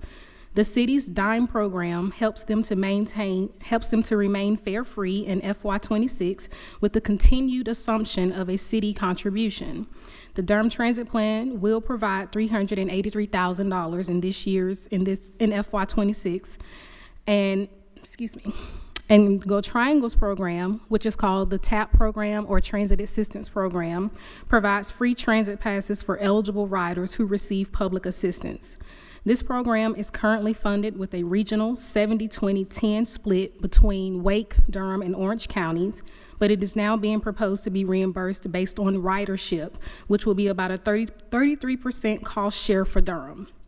This change will result in a 221% increase for Durham, which is an additional $178,000 in FY26. Go Durham and Go Triangle both have bus improvements that reflect the priorities of the short-range transit plan, but most changes are still consistent with the transit plan's overall goals to expand and enhance service, increase frequency, and provide more reliable service. Specific improvements include some routes increasing to 15-minute service, as well as Sunday service being extended until midnight. These improvements have increased the budget collectively by $7.3 million. Go Durham is also implementing paratransit improvements in accordance with the recently completed paratransit improvement study and plans to add paratransit service on Sundays and holidays to correspond with extension of bus services. Lastly, the city has requested an additional $993,000 to purchase 6 new electric buses. Last year, the transit plan share increased from $5 million to $30 million for Go Durham improvements to the bus operations and maintenance facility and construction of a new paratransit maintenance facility. This increase was approved with the understanding that local or federal funding would provide the match. $3.75 million has been appropriated for construction of the Face Street BOMF in FY26. The BOMF and the paratransit facility currently have funding available for design, but the design has not yet been initiated. Funding for Go Triangle's Nelson Road bus maintenance facility has increased by $3 million in FY29, and the overall transit plan funding is now almost $15 million. As it relates to better experiences at stops and stations, Go Triangle has requested an additional $747,000 for the Durham Bus Stop Improvements Program, which is a multi-year improvement plan for bus stops within Durham County, and that's for Go Triangle and Go Durham bus stops. $280,000 has also been programmed for the design of the Go Triangle Regional Mobility Hub, and $350,000 has been requested for a new bus plan update, which will be a more detailed plan to serve as guidance for future work programs. Go Durham has requested an additional $2.7 million for construction of the Holloway Street project.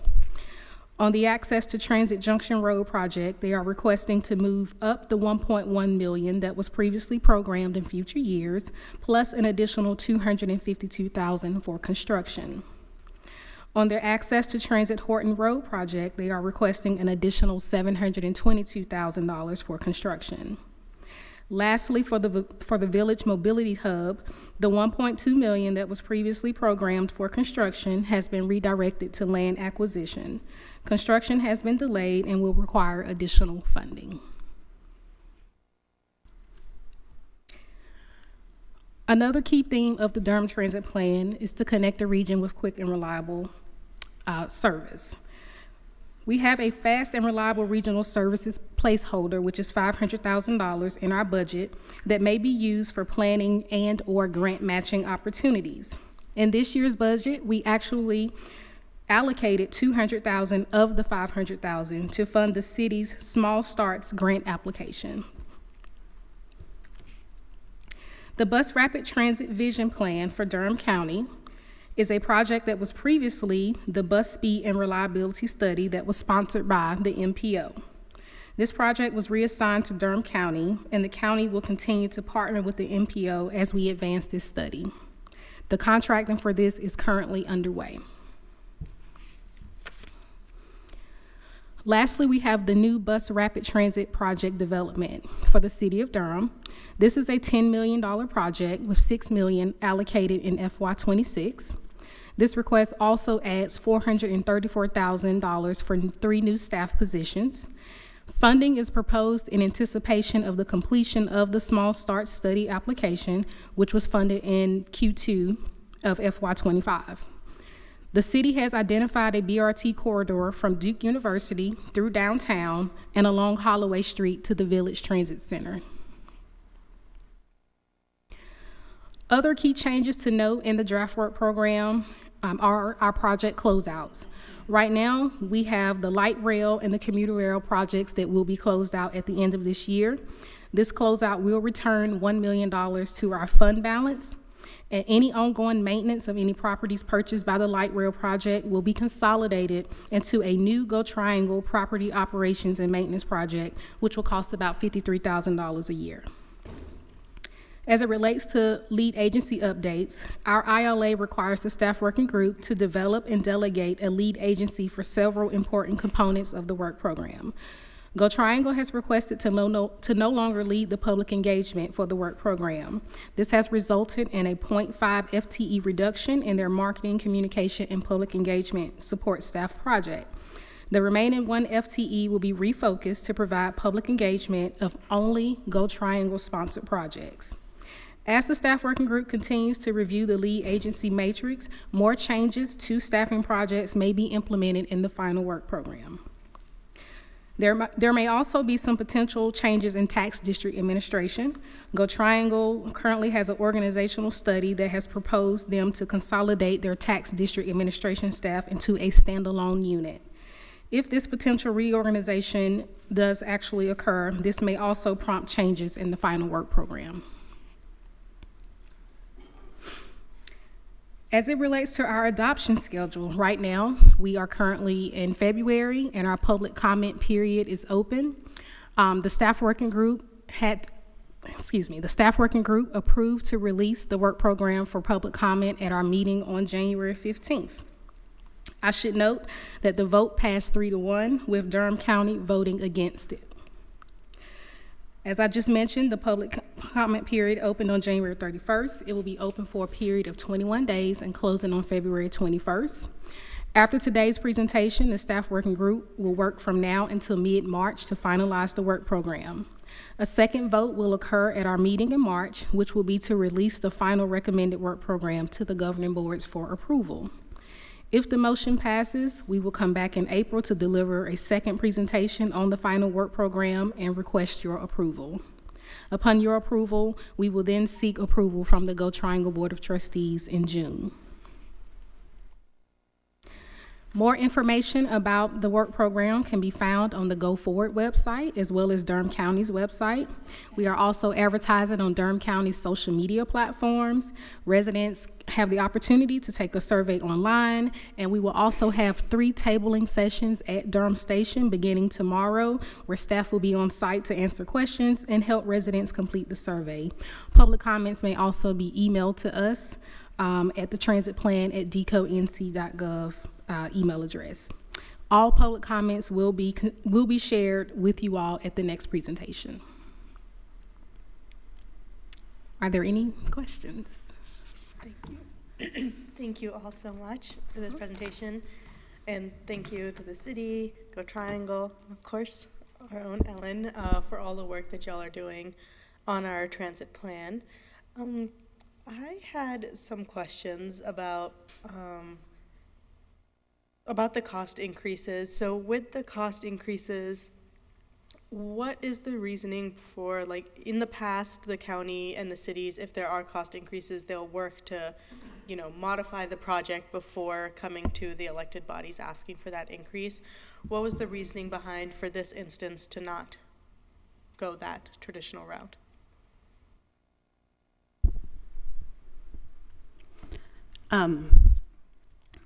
I can help answer that question. So we do have a, like as Brandy said, we have several month-long process and many meetings, including individual meetings and meetings outside of meetings. So we're really making an effort to coordinate a lot on these projects.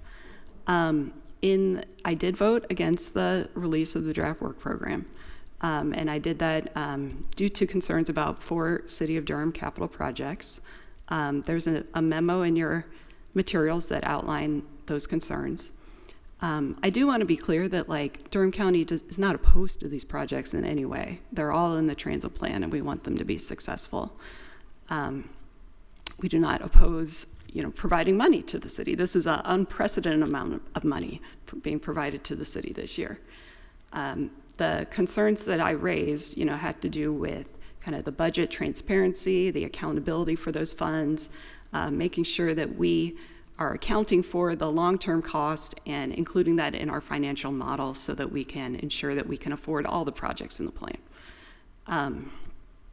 And improving project delivery. That's one thing we heard consistently developing the transit plan is people want to see improvements more quickly. So I raised these concerns in meetings. Unfortunately, the city was not willing to provide the requested information and would not consider making changes to what was submitted. I think it's unfortunate that it came to that. I certainly don't have all the answers, and there definitely needs to be a productive dialogue to develop this large program. So this is the draft. There is still time. It will come back to the staff working group for development of the final version that will come to you in April. So I'm hopeful that we can continue to have those discussions and develop a final work program, with a unanimous consensus for approval. So then, I guess follow up to that, could I ask the city then why they weren't able to provide that? Good morning, Sean Egan, City of Durham Transportation Director. Thank you for the opportunity to come today. So the short answer is we are behind schedule on the production of our design plans for the Holloway and Junction projects. So we kicked off our design in February last year, and we developed a schedule that had cost information for our 30% deliverable so that would be available by December, so that would feed into this process. Unfortunately, because of some of the survey work and other work that was required for that 30%, we're behind schedule. We had offered to do that, and I'm disappointed that we weren't able to meet that timeline that we had committed to, but we are now, we've circulated the 30% plans now, and we're now waiting for the cost information from those plans. We expect to get that this month and be able to share that, and we're bringing in some additional resources to make sure that we're doing a thorough review of that cost estimate information. And so our hope continues to be that by the time that this work program comes to the board for approval in April, we will have addressed all those questions about the cost estimates. In response to your earlier question about making changes to the project in light of cost increases, so last year for the Holloway and Junction projects, we were awarded a $12 million federal raise grant. So once we've committed to a specific scope for that, we are not in a position to make significant changes to the project without putting at risk that $12 million federal grant. So once we've defined what the project is for the purposes of that federal grant, we have to make sure that all of those project elements are committed in the project going forward. And then to the extent that there's additional cost, that cost it falls upon the local governments that have applied for the project. So we're working diligently to make sure that we have all of the funding lined up so that we can execute the grant agreement with the federal government. There's tremendous uncertainty these days about federal funding for transportation and other matters. So one of the critical elements is making sure that we can document that the local match for that $12 million grant has been appropriated through our process. So this request enables us to be able to certify that that local match has been appropriated, is in place, and that's a critical path item to be able to execute that $12 million federal grant. And so every aspect of the project is required by that. So there was no opportunity, no area within the project that could have been analyzed for a cost saving? So we'll look at the cost estimates as they're available. Sometimes there are opportunities to find a substitute at a lower cost. We did a lot of that work on our Durham Station project, where we looked at some of the structures that hold up the canopies and looked at different ways to provide that. So we'll continue to take that kind of approach. Is there, another product available in the market at a lower cost than what we started with? That's what we ended up doing on Durham Station, was changing the supports that we used. So we'll continue to look at that because that level of detail, do you use one column for supports or a series of columns, smaller columns for supports? That level of detail is not considered a change for the purposes of the federal grant. So we'll look in some of those areas if there are options to substitute a lower cost item or something that could be delivered more quickly. There's going to be, I expect, some significant supply chain impacts from the tariff announcements that came out over the weekend. So we'll be looking at potential impacts. Are there materials that we would need that would potentially be significantly delayed? Any time that we lose because of delays in receiving materials drives up the cost of the project. So we'll definitely be looking across the project at some of those risk factors for delay and then opportunities for cost savings. Thank you.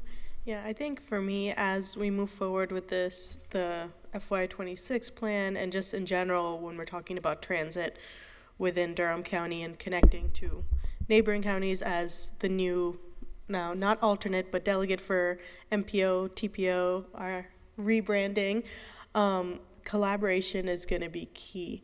And I think it's going to be really important that we as Durham are strong in our relationships with each other for the city and the county and how we work together, because we're going to be competing for limited federal funding. We're going to be working on our priorities and leveraging our priorities over the triangles. And the way that we work right now with the city and county, Deputy County Manager Maurice, does that work through, is there a formalized inter-city local or inter-city county local agreement? We do have an ILA that covers how all of this is run, and it's very complicated. Yeah.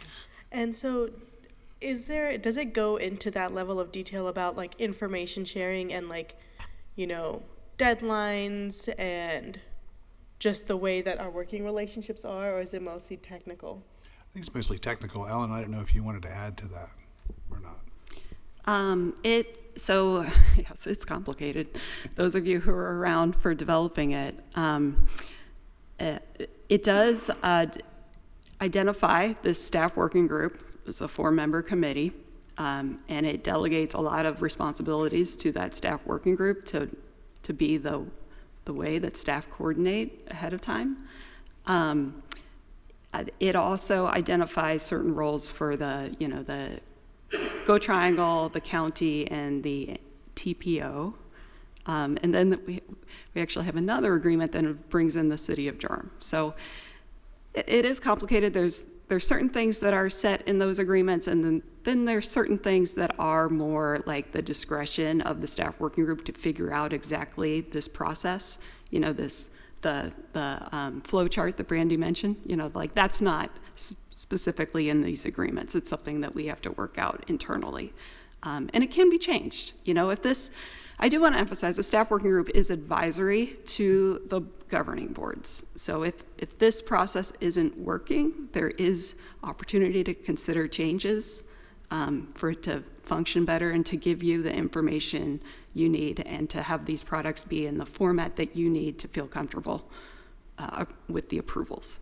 Yeah, I think for me, like, because this is an unprecedented amount, but it's going to get more and more that, we're going to be investing in transit. So I think maybe adjusting in places like the transparency that exists of how we're meeting deadlines, of when there are delays in projects, how effectively is that communicated back to the city and county? So we know that those deadlines exist. What are the cost implications of those delays in meeting the deadlines? And then also, like, with the concerns that were raised for this particular plan of looking at how do we have the cost saving measures. I think that's a priority for me, of taking every step we possibly can to save county taxpayer dollars and city dollars, because that's what we as a board are tasked with doing. So I think if that's incorporated into the ILA or into the staff working group bylaws or however rules you function by, that will be a priority for me. Okay. Commissioner Jacobs?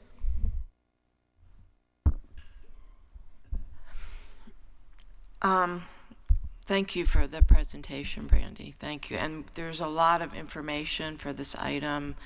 Thank you, Ellen, for your very detailed memo as well. There's a 200-page plan.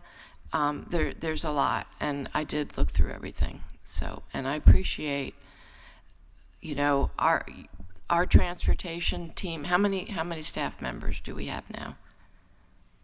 4. 4.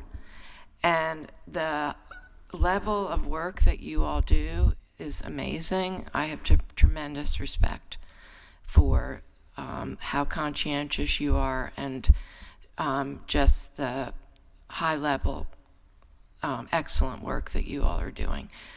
I just want to give a little context, because especially with having new colleagues, we invested a lot of time and effort into restructuring how we do transportation in Durham County after the light rail, to make sure that we are using our dollars effectively and transparently, and that we are holding ourselves accountable.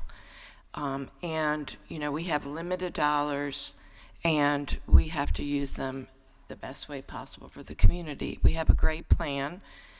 We had a consultant come in to help us develop how we have a better governance strategy and have the accountability and transparency and project delivery. And that's these interlocal agreements that we now have. I am very concerned about the issues that were raised in Ellen's memo. And I want to go back to our 4 primary goals of our transportation plan. One is to improve our current system. The second is move projects sooner. And then connecting the region, quick and reliable service, and better experience at stops and stations. And then what we're seeing with this year's plan is actually seeing that going more places, we're reducing that by 50% in this plan. Instead, we're seeing that going into operations and maintenance, okay? Operations and maintenance is not really consistent with the goals that we're trying to achieve for our community. You don't see that reflected in those 4 areas. And in fact, with this year's plan, we're reducing one of the goals, which is going more places for our residents. So I'm very concerned about that. And I want to note that this is a huge amount of money, $46 million in this plan that is going to the city of Durham, $14 million to go Triangle, and we're taking $15 million out of our fund balance. I also want to note that in our interlocal agreements that we're supposed to be focusing on, the metrics, our results, the transit tractor, project implementation, and I'm really concerned that we're actually not following, even at this point, what we said that we were going to do. So I would really like to know, when you all come back to us, I want to know in last year's work plan what the metrics are. I know our transit tracker is not supposed to be done till June of 2025, but I want to know, how have we done on project delivery for everything that was in last year's plans? How have we done? Okay, whether it's bus stops or things that the city was supposed to do, what have we delivered on that, and the costs? Because we can't go all of a sudden turn around and say we need more money for things when we don't even know what we've accomplished so far. And related to all of the issues that were raised in Ellen's memo around those specific projects, Sean, I need to have answers on those things. And there needs to be some type of agreement. Our staff needs to have the accountability and the data to feel comfortable with those, or else I won't be able to approve it. I can tell you right now. With the environment that we're moving into, we have to be accountable for every single dollar, and we can't just say we need this or that. We have to be able to document that. And we're going to suck up all our money into capital projects and not deliver on actually making a difference for the everyday lives of people in our community, and that's not okay. And then I want to emphasize also that the whole appointment, a purpose of the ILA was strengthen partnerships, interagency coordination and cooperation, and improve project reporting and accountability. Okay, and how many times have you guys met? We calculated more than 20 times. More than 20 times. And to be at this point, it's not acceptable, okay? It's just not acceptable. And to say, to one group say to another, we're not going to give you what you're looking for, or no, we're not going to do that, that's not okay for the people of Durham. It's just not. One of my questions is, does the city have an adopted transportation plan, and do you have a yearly work plan?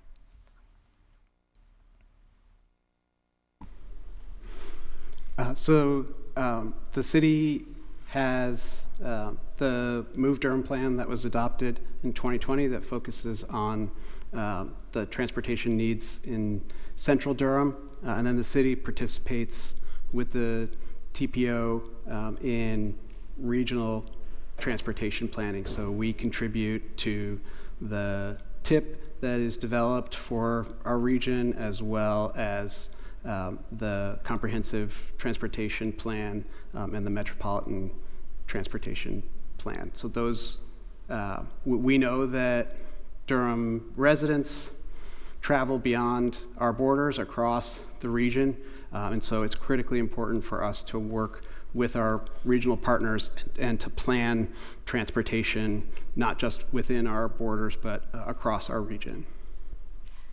And how much how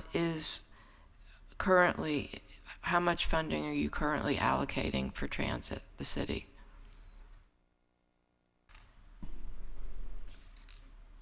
So it's, I think about, in the current year, I think it's about 18 million in city-controlled contributions. Okay, 18 million. And what is, are you going to be requesting more money in the city's budget for both capital and operations going forward So- in the next year budget? So there's a city council budget retreat. There are 2 retreats later this month. I expect that there'll be an item during that retreat to talk about some of the funding challenges that we have with current funding levels and look at opportunities to address those funding needs. Okay, because one of the things that I'll be looking for in April is I would like to know what is the city's capital contribution going to be to some of these projects. I think it's very important that there's skin in the game from the city on these projects. It cannot just be looking to the county transit tax to pay for all of these capital projects. So that's information that I will need.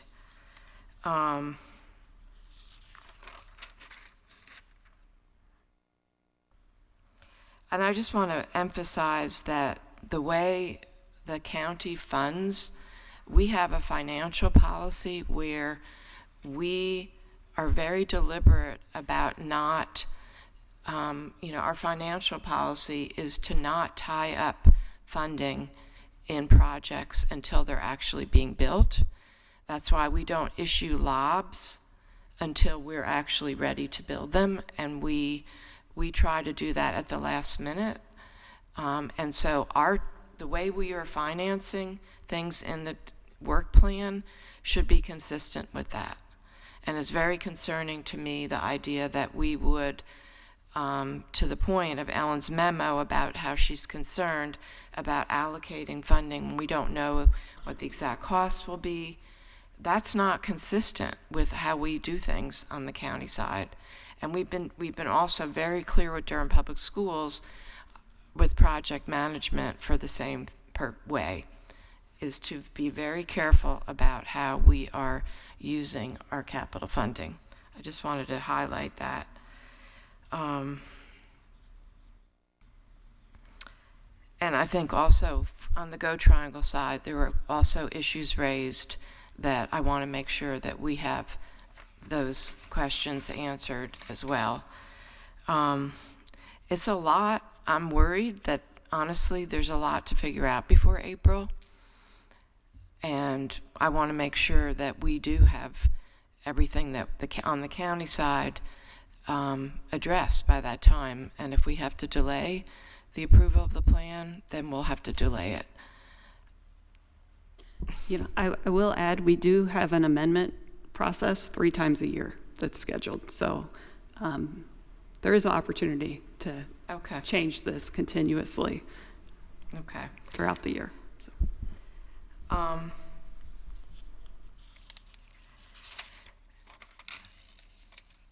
A few other things I would love to get follow-up information about is any data. A lot of on the project sheets, I know again I'm just wondering about performance measures because do we not have that yet? Because, for instance, on the Durham Access, Go Durham Access Micro Transit project, if we have data on that at this point, on how that's gone. The Durham County Employment and Community Access Days, which was like providing service to the Museum of Life and Science for community members and for people to get to Durham Tech, Trayburn. Do we have any type of data that? It was also unclear to me, the bus stops, like how many bus stops have we actually built in 2024 and compared to what we said we were going to build.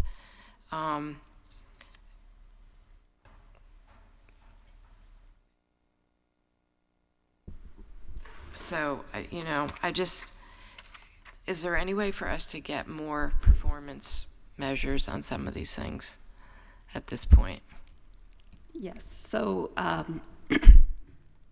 we've funded the development of a transit tracker website. We've been working with a consultant and our partners on that for several months. We're at the point of collecting that data from the city and Go Triangle and populating it so that we can then have what you're asking for, The purpose is to develop a website where we have the projects and our metrics and our reporting twice a year on the accomplishment of those metrics.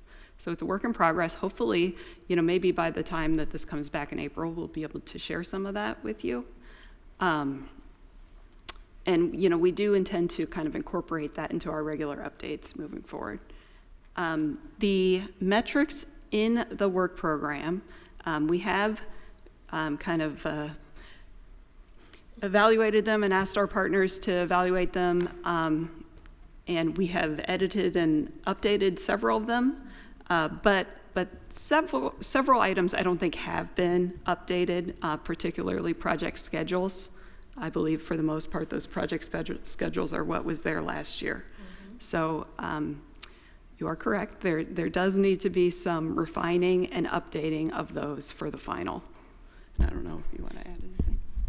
Yes, so all of the project schedules that are currently shown in the draft, most of them have remained, as Ellen said, unchanged, but we will make sure that our partners review all of their project sheets to make sure that everything is current for this final draft and for the final recommended plan. So we will be working on that over the next couple of months. Okay, because honestly, when I looked at all of the project sheets, it was hard for me to see, like, have we actually, are people doing what they said they were going to do or not? And are we on budget or not? And I mean, that's what I feel like we need to be showing the residents of Durham before we go out and say we want more money for this or that. And again, getting back to what I see in this budget is also, doubling the operations and maintenance percentage of the plan and decreasing the going more places sector. And again, that's a big red flag for me. Thank you. Thank you, Commissioner Jacobs. Okay, Commissioner Valentine. One question. And so as I try to figure out this complex organization known as Gold Triangle, I read somewhere that someone had a concern about Go Triangle requesting to be removed as the lead agency for public outreach. So presumably, correct me if I'm wrong, but Go Triangle was actually created to reduce some of the administrative burdens from the county. And so now they're requesting to release themselves of that agreement, I think. So I'm not sure if Ellen wants to talk about that. So I represent the tax district administration, the financial arm of it. But Austin Stanion's here. Meg Scully is also, who's in charge of the engagement group, I think is virtual. So they should be able to opine a little on your question. So I appreciate it, though. So they can hear you? You said they were? Yeah, Meg, are you online or Austin? If Meg is able to comment, if not, I can give a response. There is no one else online. Okay. Oh. I mean, I can help you out. So, just historically, we first approved this tax back in 2011, right? And at the time, light rail was a big focus. A lot of the staff responsibilities were at Go Triangle. That was our structure. And so really it's been a shift over the last 5 years or so to making it more of a distributed responsibility. And I would say increasingly a Durham County responsibility. Durham County staff are increasingly responsible for developing those long-range vision plans, including the BRT vision plan that's in development, developing this budget in cooperation with the tax district, close cooperation, and developing these like accountability and reporting framework. And also, with the shift in public engagement, it's likely going to be Durham County staff, I think, doing the public engagement effort next year. So it's kind of been a shift over the last few years. And, that shift may be appropriate. We want to raise that as something that's happening. More responsibility is coming to the county. And just one thing to be a little more transparent too is Go Triangle is also doing that in Wake and Orange also. So they, as a region, deal with all three transit plans, and that shift, as Ellen would say, is being done in all three transit plans. Thank you. Any other hands? Thank you all so much for this presentation and all your work. Okay. That brings us to the next item on our agenda, the County Food Security Initiatives Implementation Update. And we have our Food Security Coordinator, Raina. And I think I see, Donna, are you joining us too? Okay.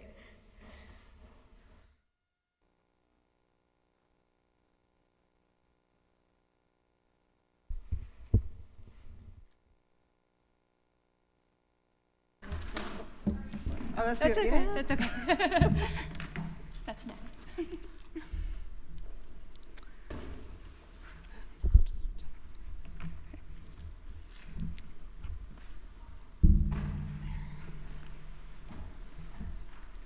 Thank you.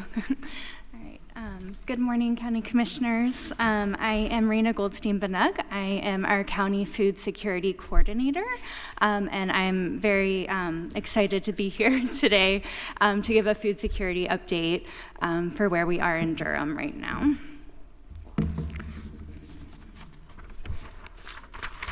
And a quick overview of the plan for today. I will pass it first to Donna Rewalt to share a little bit of history about the county food security position. I'll then cover where we are in Durham County, what our status is, with some of our food security rates and some other data. We'll then talk about our current food security initiatives and transition to our future plans for Durham County food security, and then there'll be time at the end for questions and discussion. Thank you. Great. Thank you, Commissioners. First, I just want to thank all of you for your continued leadership and forward thinking in the area of food security. There was a time when we weren't there, and it's been really exciting to see how we are just doing such a better job working in partnership with community around this really important issue.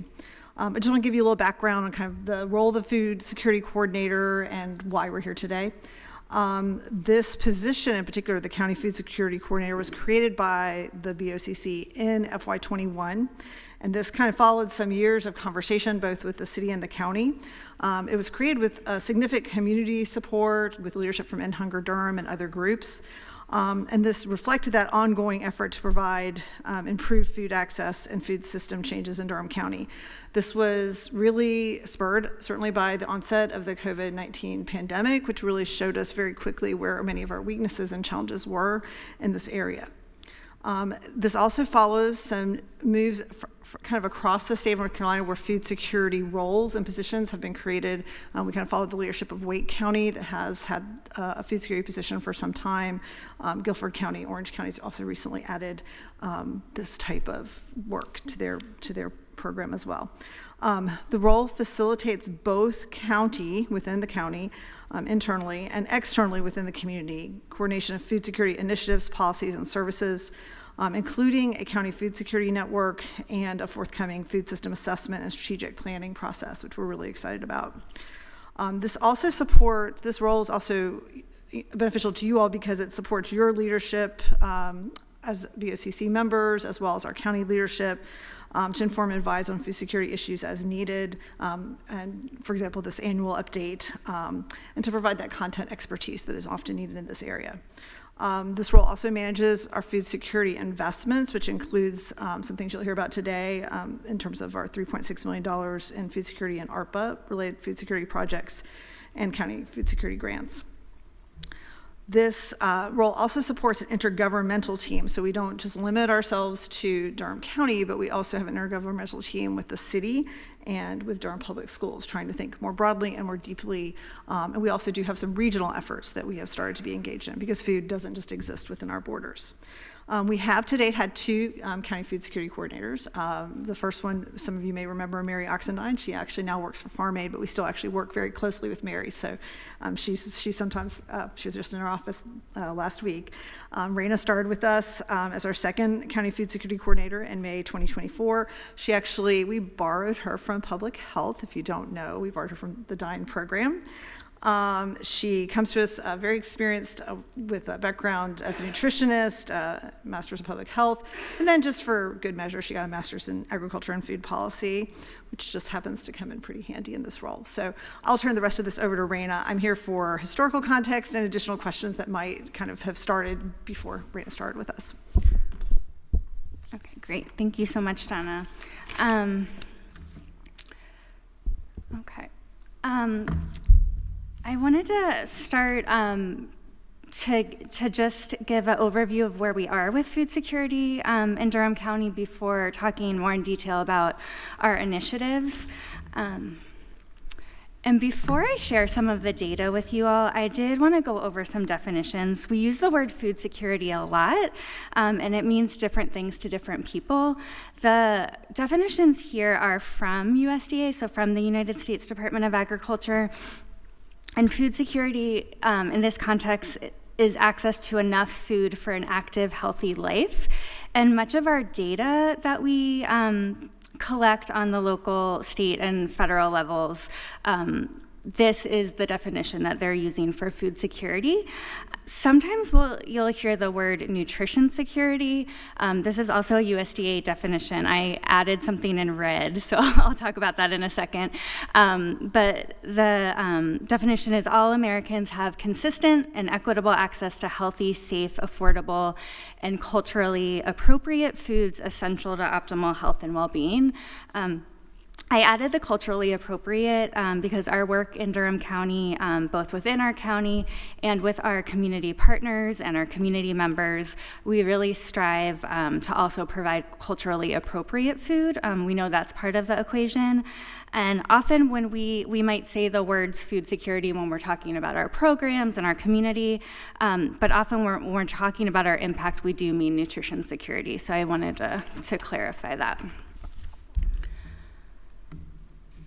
On this slide, you can see the food insecurity rates for 2022. So food security and insecurity data is often a little bit lagging because of just the amount and type of data that needs to be collected.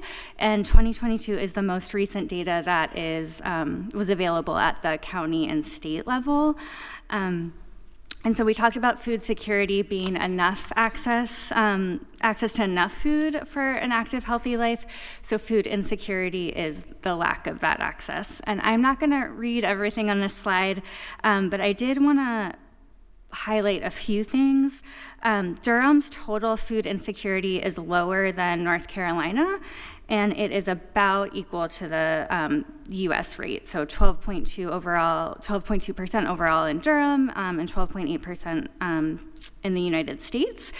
And there are significant disparities by race. This is also not unique to Durham, but it is important to understand as we look at this data and as we work on solutions. So Black residents in Durham are more than 2.5 times more likely to be food insecure than white non-Hispanic residents. And our Latino and Hispanic residents are close to 2.5 times more likely to be food insecure than our white residents. Not on this slide, but we also know that there's disparities when we're looking at food security. Households with children are consistently more likely to be food insecure, and this is the most recent national data is consistent with this. And then we know often older adults have higher food insecurity because they're often on a fixed income. This slide is from our Durham County Community Health Assessment that our great partners at Public Health and at Duke do every 3 years. I'll go over the table first.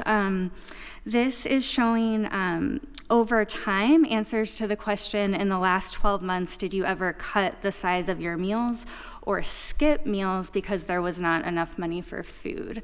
And this is an indicator of very low food security by USDA. So we can see that in 2019, there was actually a drop. So more people were having access to food, so that was a good thing. And then in 2022, that's when the last survey was done. It was published the next year in 23. But the rate of low food security went up, and we can contribute that to many of the challenges around the time of COVID. And then the question on the left, that's a newer question, so there's not data to compare it, but this is asking if the participants of the survey, if they worried that they would run out of, the food would run out before they had money to buy more, and close to 15% said yes, sometimes. And then I believe this new question will be on the upcoming assessment that they're getting ready to do this year. What we're looking at here is data from our partners at the Food Bank of Central and Eastern North Carolina. Again, they're able to share some data over time. This shows the numbers. The larger numbers are the amount of individuals served directly by food pantries and other distributions. And then if you look to the numbers on the right, you'll see the number of partner agencies reporting. So you'll see starting in 2020, the numbers increased substantially. This was because there were more pantries serving people during when COVID started and throughout the emergency time, as well as more people accessing them. Some of that increase is due to our county contributions and investments of being able to provide more of this food as well. We see a decrease for 2024. I talked to the food bank. They're not able to share exactly. They're not sure exactly what is causing this decrease. I would assume that it is because of some of the decrease in some of the federal COVID funding and other programs. That's going down a little bit, as well as not as many pantries might have the resources to continue these distributions. So when we were looking at the data, we saw that we do have challenges related to food security, and I just wanted to go over a few of the continued challenges before we talk about the initiatives. There's an increased cost of food, gas, and other essentials. We know inflation has been a problem for the last several years. And while there are periods of time, it seems like inflation has slowed down. Our prices, at least the increased prices, are slowing down a little bit. The overall price, there's still an increase. We know that just over the weekend, we saw the U.S. impose tariffs on Mexico, Canada, and China, so we can assume that these costs will increase as well. That's what many of the experts have been sharing. Increased housing costs. We know affordable housing is an issue for people in Durham. Again, not unique to Durham, but it is happening here. And when housing costs are higher, it's harder to have money for food and other necessities. So there's more people, there's many people in Durham that are paying more than 30% of their income on rent and mortgage, which is below 30% would be affordable housing. There have been decreased COVID-related federal assistance, so programs like the increased SNAP or food stamps benefits and the child tax credit really helped families during the COVID emergency time, and then for a while as we were getting back into more of a normal-like situation. But as those ended, this really impacted families and some organizations as well. And then the negative economic impacts of COVID, we know people lost their jobs, they lost their housing, there was illness, sometimes, unfortunately, even death. This stuff takes a long time to recover from for families. We know after the Great Recession in 2008, it took about 10 years for food security rates to reach what they were before the recession. So we can expect that it will take a while. Maybe not that long, but it will take a while. All right. So our approach for food security in Durham County, it's really a two-prong approach. We're enhancing the social safety net to meet current needs, and we do this in ways that promote dignity, agency, and are culturally affirming to people in Durham. And while we're doing that, we're also working toward equitable systemic change to improve long-term food security by thinking through how our programs can also address the root causes of food insecurity, some of the things that I talked about, like housing and other economic effects, in an effort to create more equity in our food system. And as I go over our initiatives, you'll see how we use both of these approaches.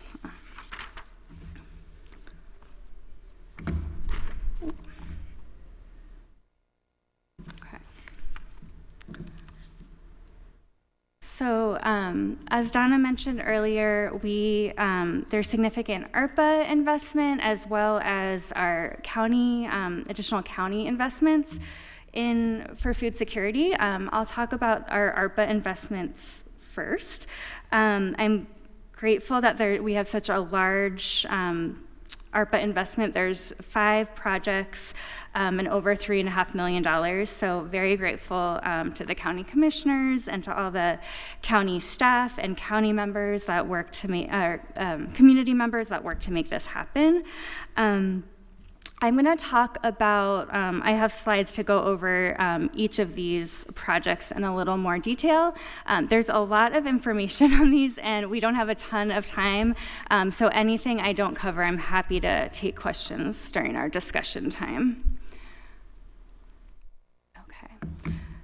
The first project I'd like to talk about is Double Bucks, and I made a mistake on this slide. Our community partner is Farmer Food Share. We'll talk about Interfaith Food Shuttle later, but Farmer Food Share is a great partner, so I apologize that I made that mistake.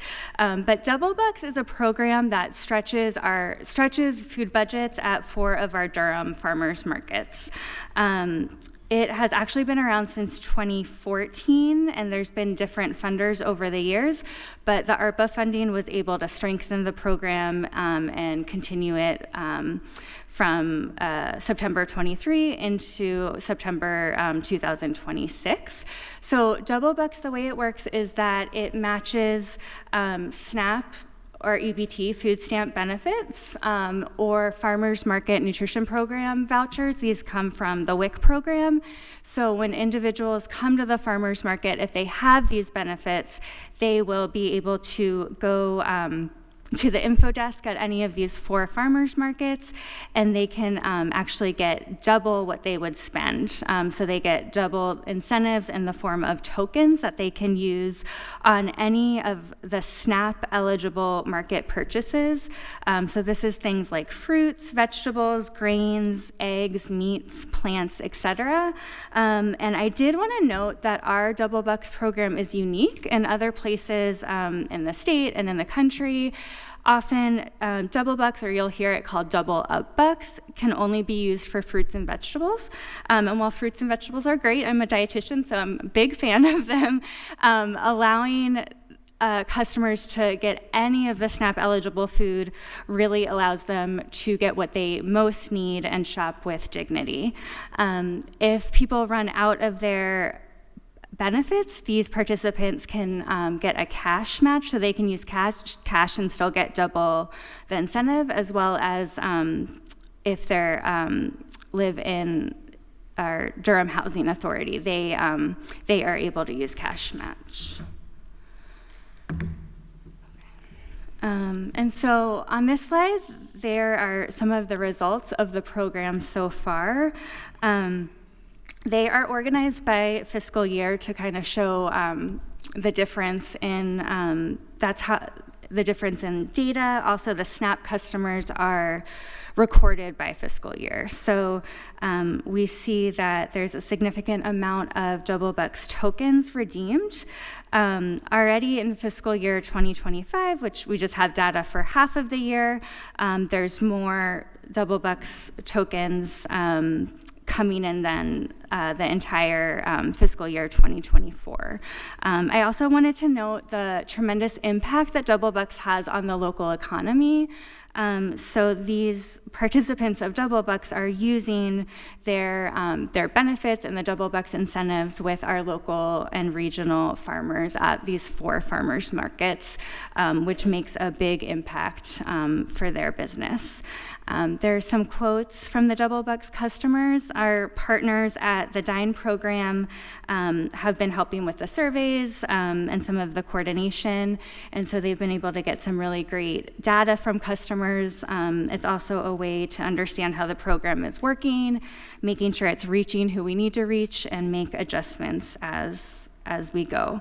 But the people using it are loving the program, and it's really helping them to eat more nutritious food.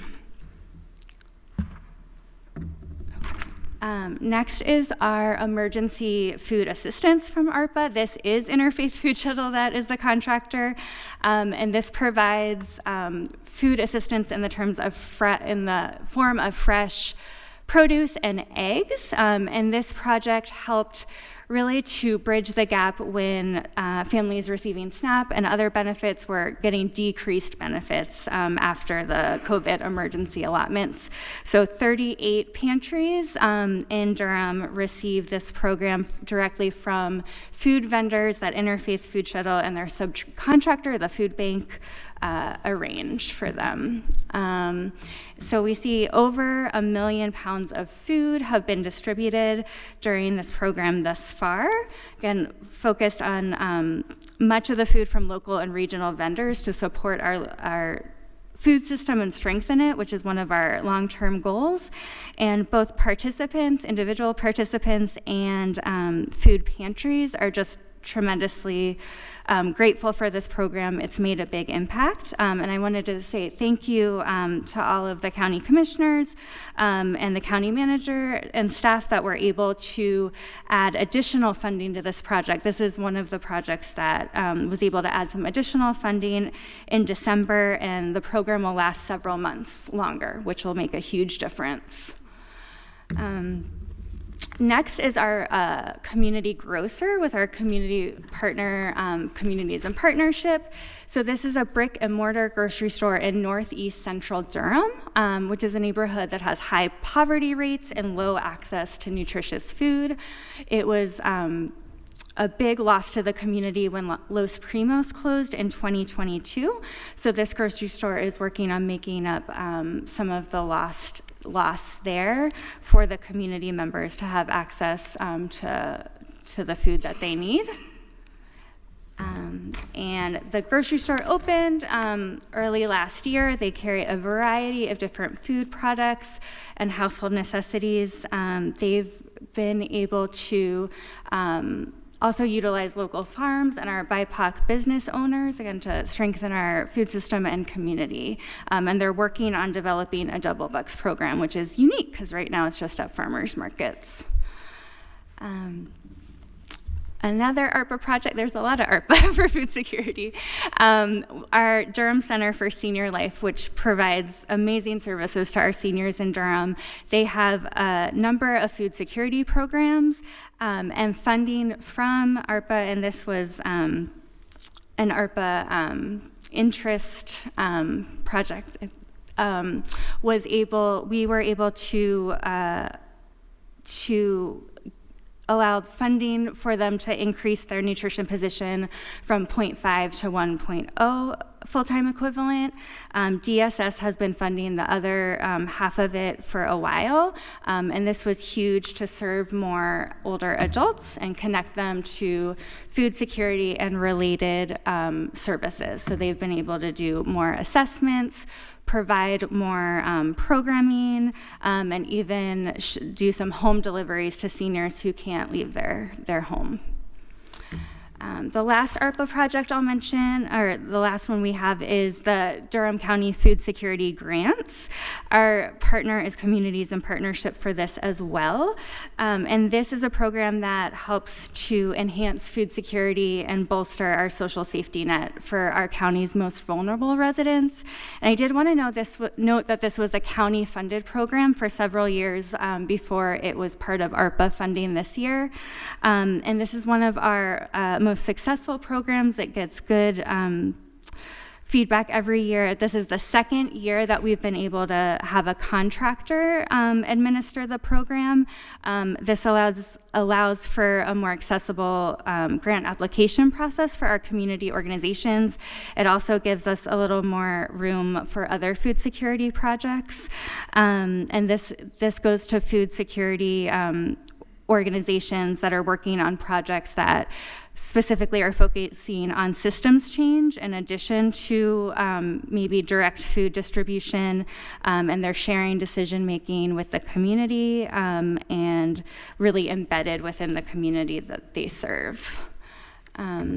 We are right in the middle of the grant process right now. The grant application just closed. 38 organizations applied. They'll be awarded this month for a total of $400,000. And in addition to the funding, they'll participate in a cohort for training and assistance. And CIP, Communities and Partnerships, utilizes the Equitable Food-Oriented Development, EFOD, in addition to the criteria that Durham County decided. So this really helps build infrastructure, like walk-in coolers for additional food distribution, or projects focusing on food sovereignty. Now I'll talk a bit about our county food security investments, so the ones that are not ARPA funded. There is targeted nonprofit support, and this is specific to meet our most pressing needs and any gaps in services that other organizations or county services aren't able to meet. So these are utilized by our nonprofit grant funding, Emmanuel Food Pantry and Believers United for Progress.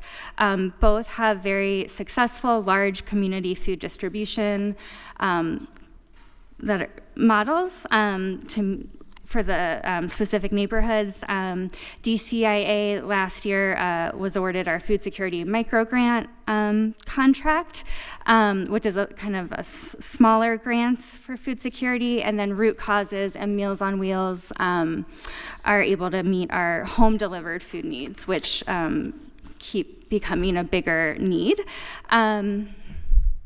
And then I did quickly, other investments include our food security network and food system assessment and plan that Donna mentioned earlier. We work with regional food system support to strengthen our work with our partners like Orange County and Wake County. We have an annual World Hunger Day event. It's June 8th this year, so I hope to see you all there. You can mark it on your calendars. And these are all to help us with our community, strengthening our community efforts and our long-term efforts. We also work closely with DPS School Meals. Our school meal program is our largest, Durham County's largest food security program. So our efforts, both since before I was in this position and since I've been in, we've helped DPS to get district-wide community eligibility provisions. So this is the first time breakfast and lunch are free for all students starting this year. So I know many of you supported that, so thank you. And we also continue to work with them on partnerships and community outreach and grant applications so they can continue their great work on their menu changes. Farm Campus is a project you'll hear a lot about. We'll be presenting soon about Farm Campus, but this is one of our long-term food system sustainability projects, and this will be a farm land with an incubator farm to help grow, to help educate and grow the next generation of farmers here in Durham. And we're finishing up a USDA feasibility study. Again, we'll have that to present to you soon. And we're grateful the county purchased property for this last year, and we've been working closely with our partners at Open Space. Coming up in the future, we're going to continue our Farm Campus project once we have all the results from our feasibility study. We're really working to increase our network collaborations. We know we can't do this alone, so we need all our community members, organizations, and other partners. Our food system assessment, which we are putting out the RFP very soon, that will lead to our county food plan for priorities, and we're working on identifying additional funding. And then just as we close out, just some opportunities for Durham County's food security work.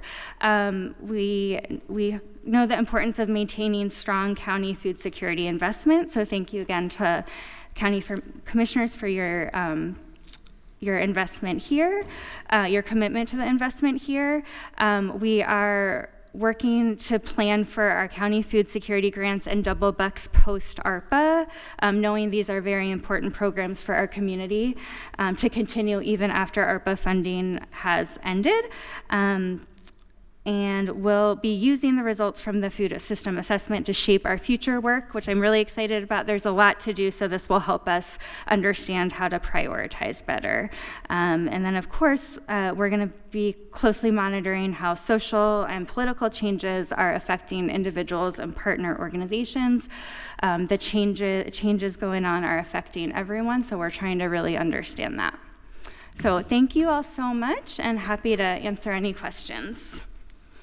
Thank you so much for your presentation and all of the work. I don't have any questions for you all. I just want to share my appreciation for all of the work that you do and all the community members you reach, because it's so significant, and especially as we're going to be in more and more difficult times with federal administration's decisions, your work is going to become even more vital. So just thank you so much, and we're so glad you moved from one team to another team, but we're happy to have you. Commissioner Burton. Thank you so much for your presentation. I just want to give a shout out to Raina, because when I was a school librarian at Spring Valley Elementary, Raina would come to Spring Valley to do her nutrition lessons with the classes, work on our garden, and you are so enthusiastic about nutrition and keeping kids healthy and just keeping people healthy, and you would talk to me in my media center, so I just want to give you a big shout out. You're awesome. So this is something that I am passionate about, really making sure that people eat good food for their bodies, because, you know, coming from public education, teaching, understanding that when children have good food to eat, they can learn, they can function, they can focus. So I appreciate you doing this work. I did have a question, and maybe you answered it during the presentation. I had to step out, about the number of food pantries. They've decreased a lot, like from a high of 107 around 2017. Is it to 68? Is that what that is? Let me look at that slide. Let's go, yeah. Yeah, and I think, and there has been some consolidation too. We do have some fairly large food pantries that have grown in size, so that may have a little bit to do with it as well. Okay. Yeah, I just want to know if it's because of financing, getting donation, but you're saying it's consolidation. I think some of it is, yeah. We've also encouraged, I think, I will say, prior to Raina starting, we did a lot of work to encourage a lot more collaboration among food pantries. What we found at the beginning of the pandemic was we had some who couldn't stay open, who closed. We do have a lot of food pantries who are actually run and led by some fairly elderly adult members of our community. So we still do have some challenges for some of our food pantry partners because they do rely on the power of volunteers. So we are looking at ways. There is a food pantry group, which I think you could speak to. Yeah, there's a monthly food pantry group that End Hunger Durham brings together so they can meet and share ideas and challenges. But the food pantries have reported it just does become a lot of work. So like Donna said, we have encouraged them to work together and to partner when they can, both to help their organizations, but also community members. So they, so that it's a little more clear about who's open, who has regular distributions and where to go and things like that. And I'll find out, my relationship with the food bank is newer since I'm in this position, and they weren't able to give a great explanation, but I'll try to find out more. I'm not more of a, they weren't able to give an in-depth explanation, but as I work with them more, I'll try to see if we can find out any more information. So yeah, thank you. And then one final question. I like the double bucks. Because people can go and get fresh produce, because we're finding out about all the harms of ultra processed foods and things like that. You only can use the double bucks at the farmers markets. For now, it's the 4 farmers markets in Durham. So our downtown Durham farmers market, the Black Durham farmers market, the Durham location for that, North Durham, and then South Durham farmers market. The rules for double bucks at brick and mortar grocery stores are different, but CIP, who's doing the grocer ARPA project, is we're working together to figure out how we can make that happen. Well, again, thank you, and let me know how we can support you. I definitely want to support you in this work because it's really, really important. Thank you. Thank you. Thank you. Vice Chair Lee. Thank you all for this presentation. I mean, this is extremely important, and we definitely have to keep this in the forefront. And staying on that slide right there, the bars represent served, right? How close are we to serve to the need? Are we underserving the need, or are we right at the need? That's a good question. When we're thinking about food security and the need, a lot of our residents are getting served by other programs, so they might be receiving food stamps or WIC, which is for women, infants, and children, or benefiting from some of the other programs we're talking about. So the food pantries are really that emergency need, the covering the emergency need that isn't able to be covered by other government programs and income. So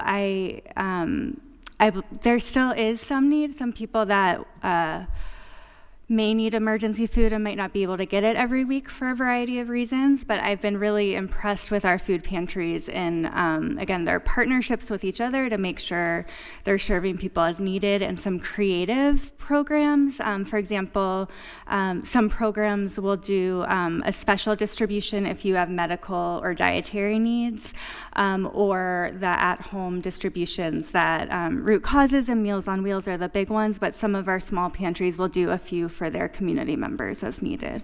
Right, and based on the numbers here, it looks like these are not unique visits. This is just the total distribution, correct? Is there a way to find out what the unique number of families, that we're consistently seeing, come back? That data is hard because the food pantry, if you've ever seen a food distribution or volunteered at it, you'll see there's tons of cars and they're just trying to get people in and out as fast as they can. Right. So there's often not time for surveys and things like that. Our partners at Interfaith Food Shuttle were able to do some individual surveys, but we don't have a reliable number for the unique families served. Okay. Mm-hmm. And then my last question, thank you for your patience, is, you mentioned that the changes in like the tariffs and stuff like that, the cost of things. When we talk about the Double Bucks program,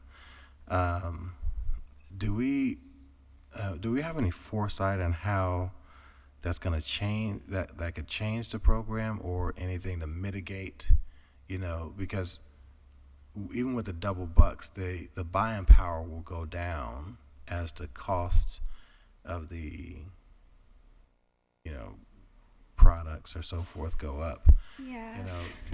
Something we can maybe think about as a county commission, or anything that we can, just for foresight, put it on the front of our brains to plan for. Yeah, well, that's a great question. And with the tariffs, the good thing about our local farmers markets is that the food is being grown here, so it's local. So for the food, there may still be some increases because maybe the supplies that the farms need to grow the food will cost more.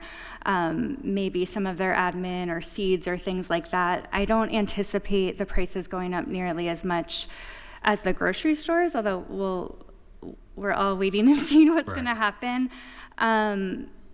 There may be changes to the benefits that people are receiving, not because of the tariffs, but just some of the changes that have been discussed federally, but nothing has been impacted now. But if SNAP or other programs, if the benefits are decreased, then our residents will have less money to spend on food, and we know the prices will be going up at the store. Okay. Yeah, and I would offer too that one of our strategies in the county has been to focus a lot on fresh produce. You first talk about eggs, meat. Those are things that are much harder for food pantries to afford to get and have them be high quality. So that's a cost that's going to go up in the grocery store. So you can really see that shift. So people will potentially have access to less healthy food. That's been our strategy. It is a more expensive strategy. So just kind of to put that in some context, because to purchase those things does cost more. We have seen that as really important for our county to try to kind of bridge that gap, because you will go to a food pantry and see processed food that you wish you didn't see, right? You're going to see some ding dongs and some all kinds of things because they get donated, right? And they take in the food that they get and they give out the food that they receive. And so when we can kind of help shift that and help influence that the fresher, more healthy food, that's one of the objectives the county has really stood on throughout this period. All right, thank you. Commissioner Valentine? Yes, so thank you for your presentation, and also thank you for the work that you do for the food insecurity in our community, particularly in populations, particularly in the minority population that are disproportionately affected. I want to say thank you to my colleagues prior to me joining this board for their efforts with respect to the Durham Farm Campus, which I now put on the list of gems in the community in the northern part of the county. And also your efforts on free breakfast and lunch to our children. And so I think every investment we make in children is absolutely positively worth every dollar. So thank you for that. And just to piggyback on Vice Chair Lee's comments about the number of the families that are served, I think a good way to approach that is to use our targeted nonprofits already and start there. And so, like, the Durham Congregation in Action has a large contingency of partners that they work with. And so we could start there with the survey. I think we can capture that information. And so not that it would be 100% accurate, Vice Chair, but I think that'd be a good place to start. And so I'm a member of St. Joseph's African Methodist Episcopal Church here in Durham. And I know that we keep those numbers as part of our pantry on Wednesdays. And so I know that it's something that can be done if we just take a systematic approach at that. And I think that number actually would be helpful for us. And lastly, and it's already been said, with the ARPA funds drying up, we're going to be in some very challenging fiscal circumstances. But I'm hoping that as a board collectively that we can remain committed to the food insecure in our community, which I absolutely positively support 100%. Thank you for your work. Thank you so much, and thanks for the ideas about the data. Those are great ideas. Commissioner Jacobs?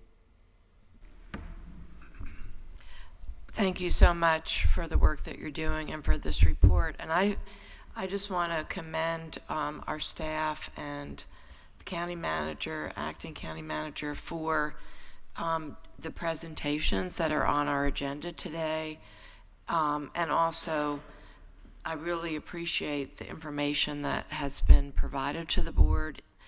You know, knowing that we have 3 new board members, and with all of these items, the presentation, the preparation, and the materials have been really, really good, because they've been very comprehensive and providing the history and everything, which is important. And as Commissioner Ballantyne acknowledged, many years ago, this board said that we want to invest in systemic change and systemic approaches, and that's why we invested in hiring a food coordinator, which we see with Raina's work, understanding that the county government cannot do anything alone, that we have to look at the connections with everything that we do with all of the partners inside and outside county government. So this is really amongst the most important work that we do.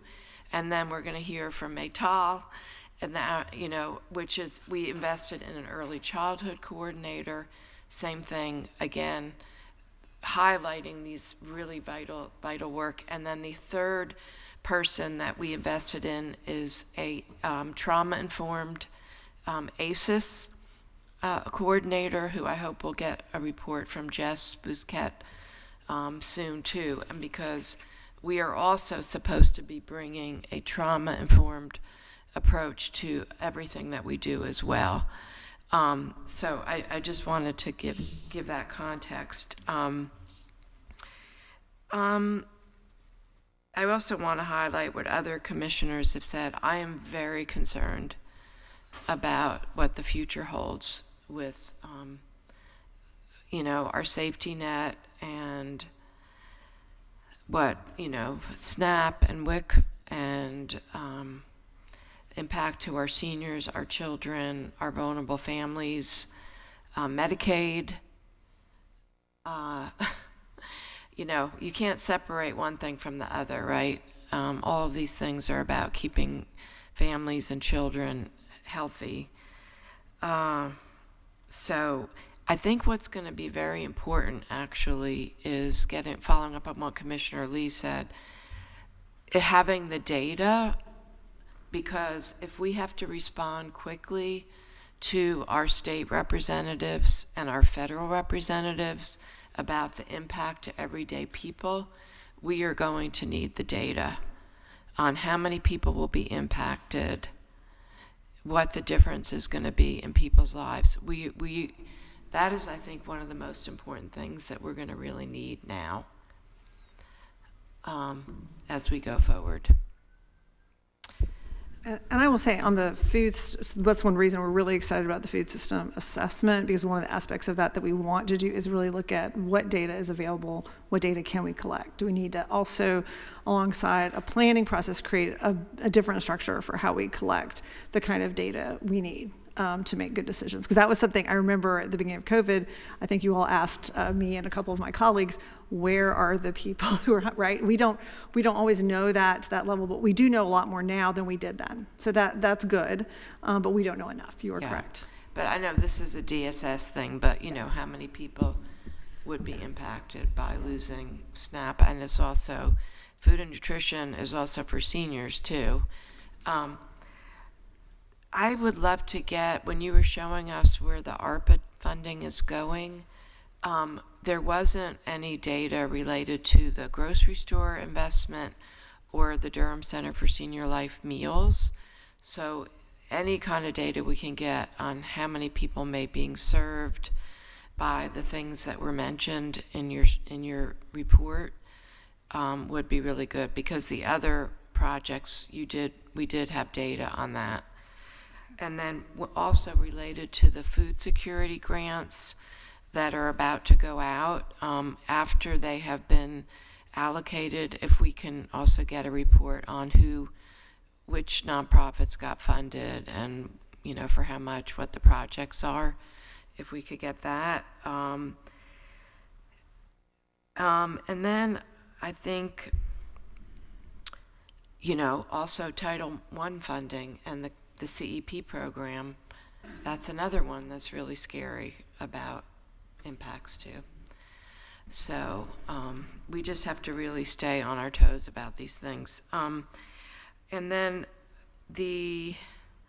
so something like meals, all of the programs that you mentioned that we're funding with at the end, the Meals on Wheels and things like that, if we could get also some follow-up information on how many people are being served. I know from just going off the DSS board that we have a huge waiting list for Meals on Wheels. Yeah. Do you know what the latest number is? I don't know the latest number. I know that there is a huge waiting list, and I'll work on getting more specific data. I was in touch with Meals on Wheels last week just to see if they were affected by when we thought there would be a funding freeze, but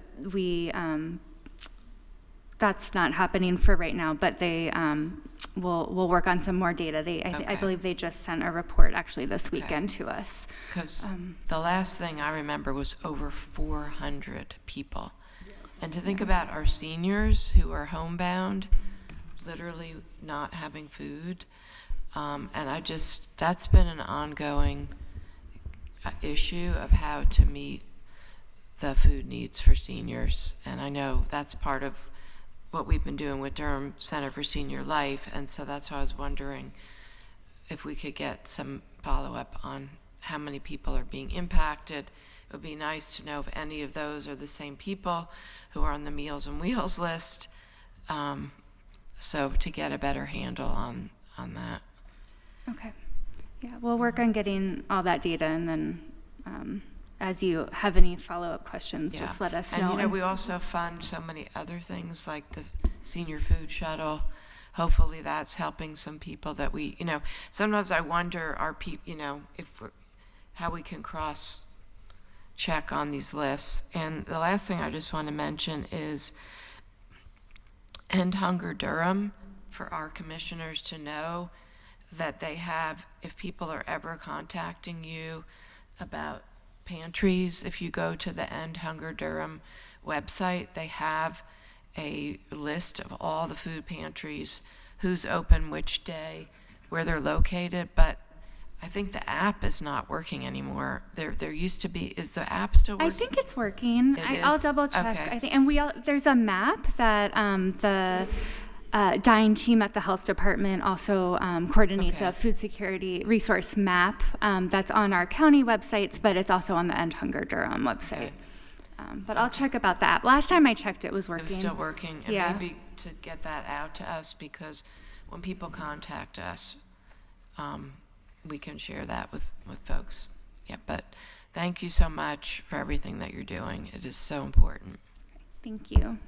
Thank you. Thank you so much. With that, we have a break scheduled. Does the board, would they like to do a working lunch or take a break? Okay, working lunch is good with everyone? Okay, so if everyone can take, maybe come back at 12:15. So grab your lunches, go to the room. I'll say 12:20. Let's do 12:20. Everyone go grab your lunch, come back. Vice Chair Lee will be leading the meeting after break till I get back. I'll need a little bit longer. Okay, thank you.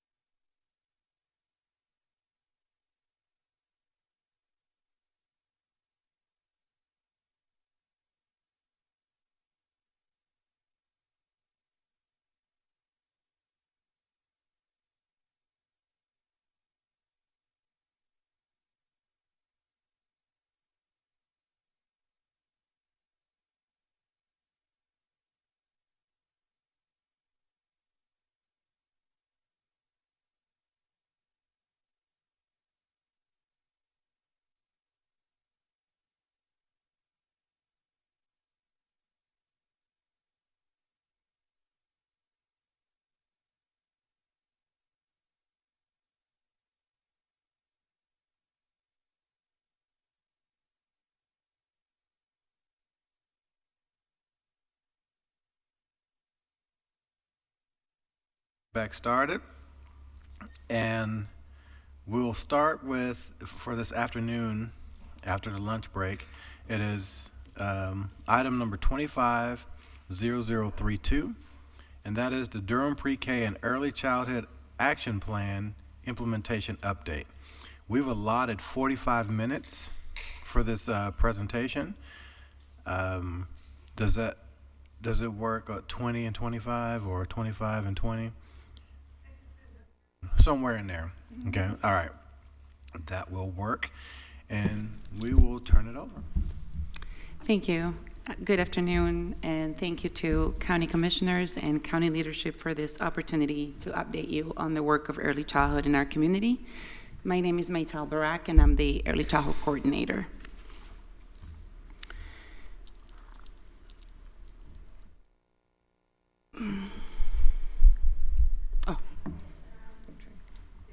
Thank you. Today, we will share about this coordinator position. Donna will provide some background on that, and then we'll provide also information on the beginnings of the local early childhood action plan, as well as examples of current implementation in our community. We will also update you on the work of Durham Pre-K, and in the end, we'll ensure there's time for your questions and input. So very similarly to the food security coordinator role, this was also a position created by county leadership and the Board of County Commissioners. This was created a little bit earlier in 2019, kind of to catch up with work we were already engaged in, but to also lead our county efforts around early childhood initiatives and practices internally within the county and also externally within the community. And at that time, we'd also started that work around the early childhood action plan that you will hear more about today. Again, the role is to advise and support county leadership and the county commissioners alongside that other coordination effort. The position is also embedded within Cooperative Extension. We hired our first county early childhood coordinator in 2020, and that early expectation was to manage that early childhood action plan creation process, which now exists, and then moving into implementation. So you'll hear about that today. Managing the Durham Pre-K contract is relatively new for this role. So when we sought to hire our second county coordinator, the county really wanted us to embed that work in the county coordinator role. So we now have hired Maytal Barak to also manage that Durham Pre-K contract in partnership as well. And I think you'll start to see the benefits as we talk more about that today. And so I'll turn it back to Maytal. It is important to note that early childhood refers to the period of child development that begins before birth and goes through age 8. Those early experiences during that time shape the brain architecture and provide the foundation for all future learning, behavior, and health. I also added a data point from 2022. There were a little over 36,000 children between those ages in Durham, according to Kids Count Data Center, and 40% of those children live in poor or low-income homes, according to NC Child. Sorry. I'll take us back to 2019, when the North Carolina Department of Health and Human Services released the North Carolina Early Child Action Plan. And building off of this statewide work, and with the support of the Durham County leadership, Durham was the first county in our state to create a local early childhood action plan that was specific to our community. It provided opportunities for our community to share their stories and solutions with the people that were responsible for funding and policy in our early childhood system. Durham has been a model for power sharing approach and supporting deep relationships that were formed during that time and continue to positively impact our local early childhood system today.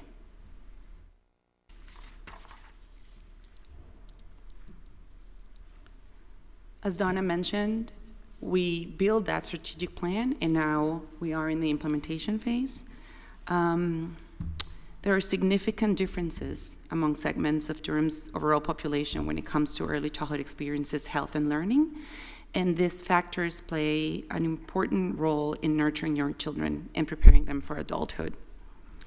These differences are particularly striking among children from different racial backgrounds, racial and socioeconomic, and that is why Durham County decided to look into this opportunity to enrich the lives of children, current and future generations in our community, and contracted at the time the Durham Children's Initiative to develop the local Early Child Action Plan.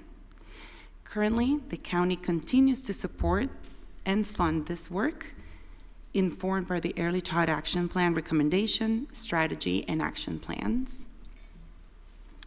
And I'm going to share some examples of that implementation. It is important for our community to prioritize leadership by engaging community experts with lived experience in design and execution of these early childhood initiatives in Durham. And this is a testament to our value of equity of power sharing.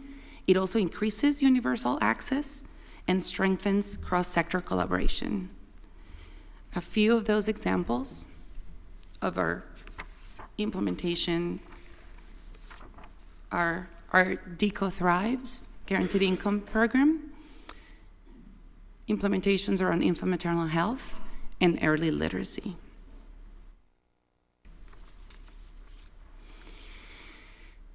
DECO Thrives is our guaranteed income pilot, and in our county, it currently partners across departments to have a compensated advisory board made of grassroots community leaders with lived experience and contact experts on guaranteed income, prioritizing community leadership in pilot design, implementation, and future efforts to address family economic security in Durham.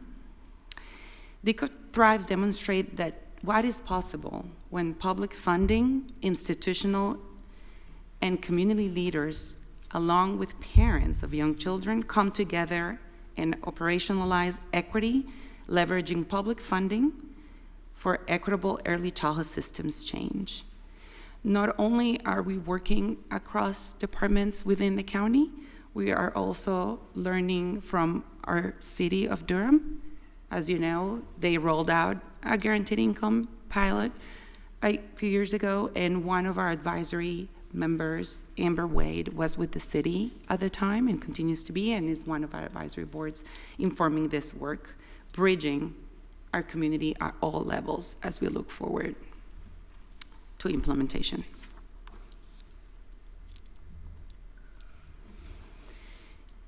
Infant maternal health is another area of implementation. It expands access to relational prenatal and postpartum supports, including birth and postpartum doulas, group prenatal care, and prenatal and postpartum support groups. There are a number of community-rooted organizations that is doing this work in their community, as well as at the county. A few examples in the county are our Welcome Baby program at Extension, with workshops, trainings, and our weekly giving closet. At the Durham Public Health Department, Family Matters Durham is an initiative funded by the North Carolina DHHS, aiming to improve birth outcomes and children's health. And their community advisory team is comprised of the same community-rooted organizations that are doing the work in the community. Here is a testimonial from one of the participants of Hearts, helping each adolescent reach their spark. Other community-based organizations that lead the work in Durham are Equity Before Birth and MAME, again, all part of the community advisory team for Family Matters Durham. Regarding early literacy, the work in our county expands, amplifies, and strengthens early literacy initiatives, not only in school and childcare centers, but in community settings, engaging and empowering parents guardians, and caregivers to support children's early literacy starting at birth. Book Harvest is an example of those community organizations that leads the work in our community, as well as Reach Out and Read.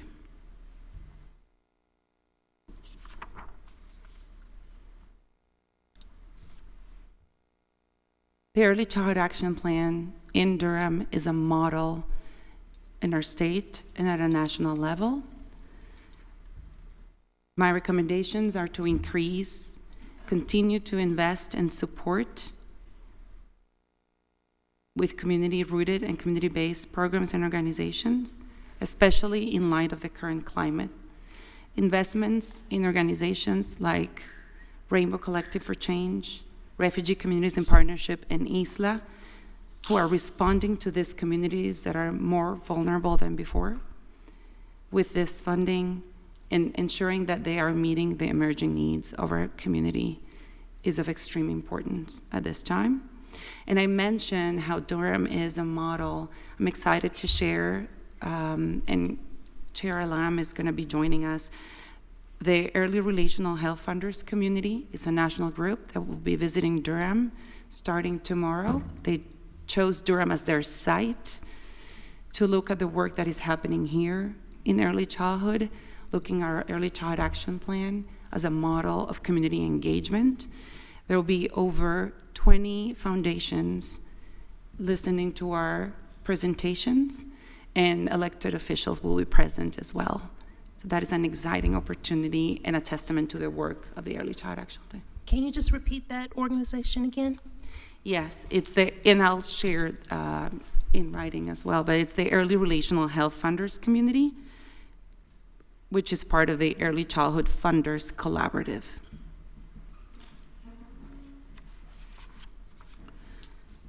I'm sure there'll be some questions. There'll be time at the end of the presentation. I'm going to move us on to Durham Pre-K.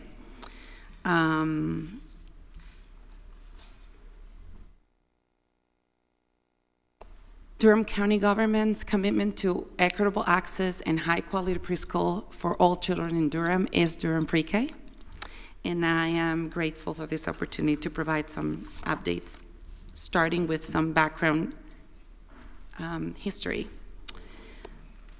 With an abundance of evidence that high-quality universal preschool could reduce the disparities in skills among subgroups of children at kindergarten entry, Durham County is focusing considerable resources on the development and expansion of quality preschool programs. Durham has made historical local investment in preschool services in order to open access more broadly for all children in our community. Early Years, formerly CCSA, was hired by the county as the administrator of this work, and they partner with local agencies and key stakeholders like the Durham Partnership for Children, Families and Communities Rising, and of course our Durham Public Schools. And Dr. Chappelle is joining us today. Durham County currently invests over $10 million per year in pre-K. And of those, 7 million and change support the Durham Pre-K work in our community.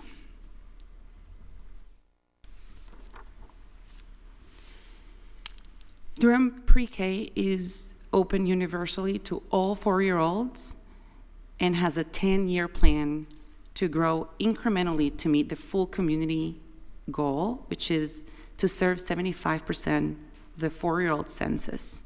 We've reached 42% of that goal. Durham Pre-K has expanded in each of its 6 years and now has 24 Durham Pre-K sites, which is 42 classrooms across all those sites in public schools, Head Start sites, as well as community-based programs.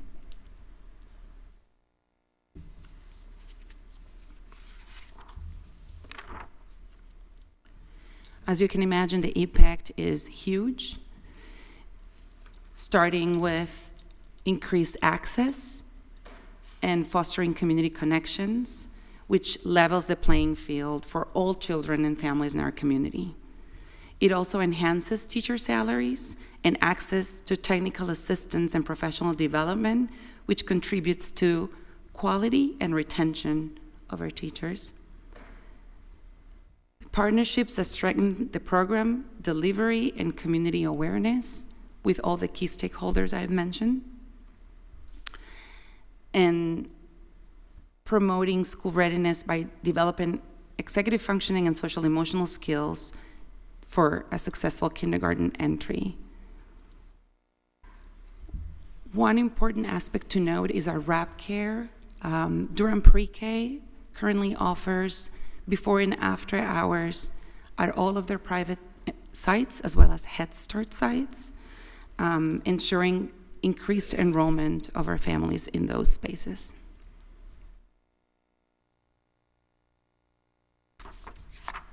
A few data points, snapshot of this year's children that participate in the Durham Pre-K program as we think about our community, and also I'll share briefly with instructional staff too, thinking about the development of workforce and representation in our classrooms.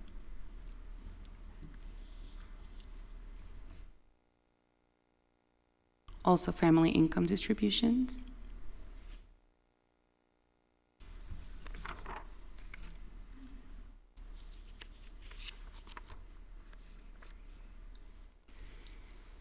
Here's some data, teachers. One of the key components of the Durham Pre-K is to ensure the quality of our teachers in all the sites, as well as workforce development, as I just mentioned. So there's improved pay and professional development for teachers at all Durham Pre-K sites, intensive technical assistance, and working alongside community partners to develop the workforce like Durham Tech.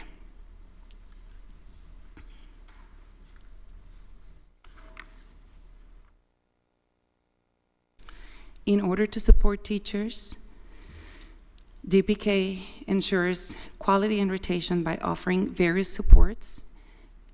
The snapshot here of technical assistance is just a part of all the supports they receive. There's also individualized supports for teachers and directors at all sites.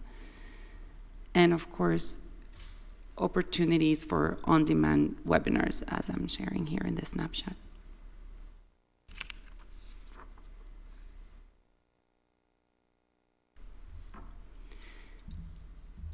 Part of Durham Pre-K's strategy for workforce development is the apprenticeship program, which is the largest registered apprenticeship for early childhood educators in North Carolina.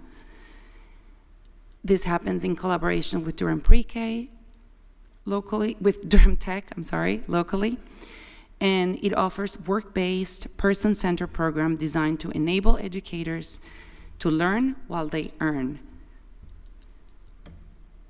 And this is a snapshot of the data for this year.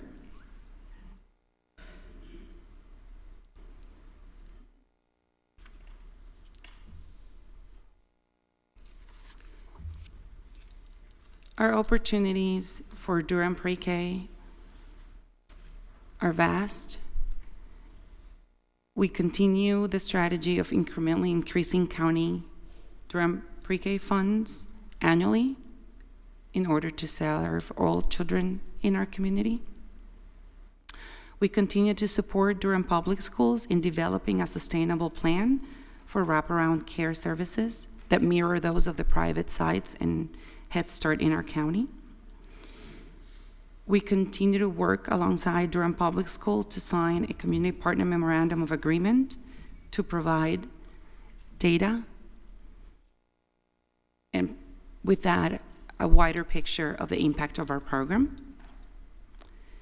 and continue our partnership with Durham Technical Community College and other institutions for the workforce development I mentioned before. None of this would have been possible without the investments of our local funds and the belief that this program should be a universal program for children and families in our community. And for that, we thank the county leadership.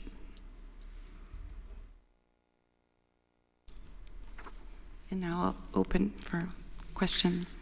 Thank you so much, Rachel and Donna, for all of your work.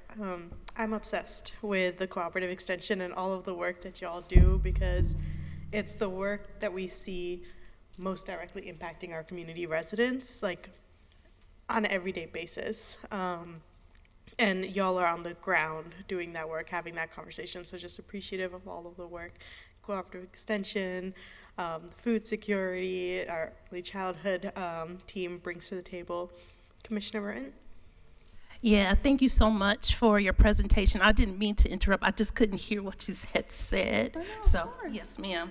I do have a few questions. I'm a former educator. I taught in Durham Public Schools for 21 years, Wake County 5, Alamance, Burlington about 5. So I've seen pre-K programs within the schools. So the first question I have is, you said there were 658 funded seats, 42 classrooms. How many of those are housed within DPS and are in private daycares? How many of the 600? Yes, 658 funded seats that Durham County funds, I guess, and then 42 classrooms. Like, how many of them are with Durham Public Schools? Because Dr. Chappelle is here with us, I'm going to ask her to come forward, because probably she can answer that question in detail.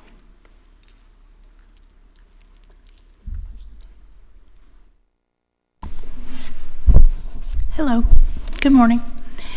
I can send you a chart, but just for clarity, so the 600, I'm sorry, I'm Linda Chappelle. I am the Senior Vice President of Early Years for the organization. We're a nonprofit that we're formerly known as Child Care Services Association, and we've been in existence for over 50 years, and we are contracted by the county to serve as a management organization. But again, Durham Pre-K is a collaborative that includes the public schools, Head Start, Title I services through Durham Public Schools, as well as NC Pre-K. Just for clarity, your local dollars, we have a mantra, you guys have heard me say it all the time, Durham County money spent last. We live that. It is a braided service model.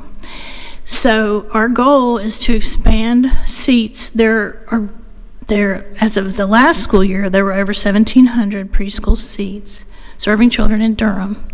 Of those, this year, 658 are receiving direct local dollars, but all preschool classrooms in Durham in the public sector are benefiting from your investment because of our unified enrollment model and the investments you've made in family supporters to get enrolled, as well as coaching, professional development for teachers. Those lift all programs up in terms of quality. In terms of your question and numbers, the public schools have committed over time to add preschool to every elementary school in Durham. They have not achieved that yet, but they are committed to it. The Durham Pre-K 658 seats that are listed there, where direct dollars are going to the public school system. It's presently at about 5 schools. The reason I say about, I will send you a chart and you can see for yourself the way the braiding works. But the public schools have seats that they support with Title I, as well as services for children with special needs that come through other dollars, as well as your local dollars. You are also directly funding through ARPA dollars the Marie Massenburg seats at that school, which is not included in what I mentioned in terms of those numbers. But I think that you would love to see the chart, because when you look at it, your first thought is, wow, this is really complicated. But it's because we know that by braiding dollars, we can serve the most children and move our goal forward to 75% of 4-year-olds. Thank you. And so when you say, like, I know in the public schools, when you have those pre-K teachers working for DPS or Wake County schools or what have you, they have to be certified through DPI. So when you talk about professional development and licensing for the pre-K teachers who perhaps do not work for public schools, what are some of the licensing requirements that you're requiring? Okay, Durham Pre-K has at its center, theory of change is the quality of the teacher is what makes the biggest impact on our children's long-range success. All Durham Pre-K classrooms have very high standards. A licensed certified teacher is required to be in the lead teacher role, even at the private sites. And we reimburse the private sites to support those salary requirements.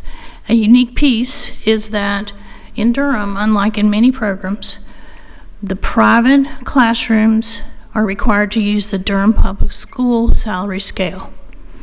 If there are a few, when you look at the chart that Maytal showed around credentials, there are a few classrooms that have lead teachers who are not presently certified. This chart shows you. And those teachers, there's a whole requirement that they are in school. They're receiving mentoring support to finish and get their license. And they have a time limit to be in the lead teacher position. They have a time limit to get their license. The instructional assistants in those classrooms are also required to have more rigorous educational credentials than is often found in a preschool classroom. But we also compensate our instructional teams to mirror their credentials. And then my final question is, are we tracking, because one of the things that we want to see is if our children attend pre-K, and how is that affecting their trajectory through elementary school? So is it helping with their academic achievement? So are we tracking that information? Okay, so data is key. You heard Maytal mention the data sharing agreements. When you braid funds across programs, every program has different data requirements. Our goal is to track children over multiple years. Presently, what happens is in the Teaching Strategies Gold system, the children are individually followed in their four-year-old classroom year, and that information guides the teacher in differentiating instruction and providing high-quality materials that meet the child where the child presently is in their development. The goal, certainly, and ideally, you would be able to follow them all through elementary school and beyond. We don't have a system presently to do that. It's very, very complicated. However, we persevere in trying to be able to access that kind of information. But presently, we are looking at how a child progresses compared to the national norms in the preschool 4-year-old year. We have a report coming out about last year pretty soon. The goal will be to be able to follow that over time. Presently, the program doesn't have an external evaluator, and that's not something that's funded. However, you will be aware that the state NC Pre-K program has been evaluated for many, many years, and Durham Pre-K follows actually higher standards than NC Pre-K. And so the goal is to further those gains that are documented through those statewide evaluations. Yeah, and the reason why I'm asking that question specifically is because I believe you said in your presentation, $10 million, Durham invests $10 million in pre-K, right?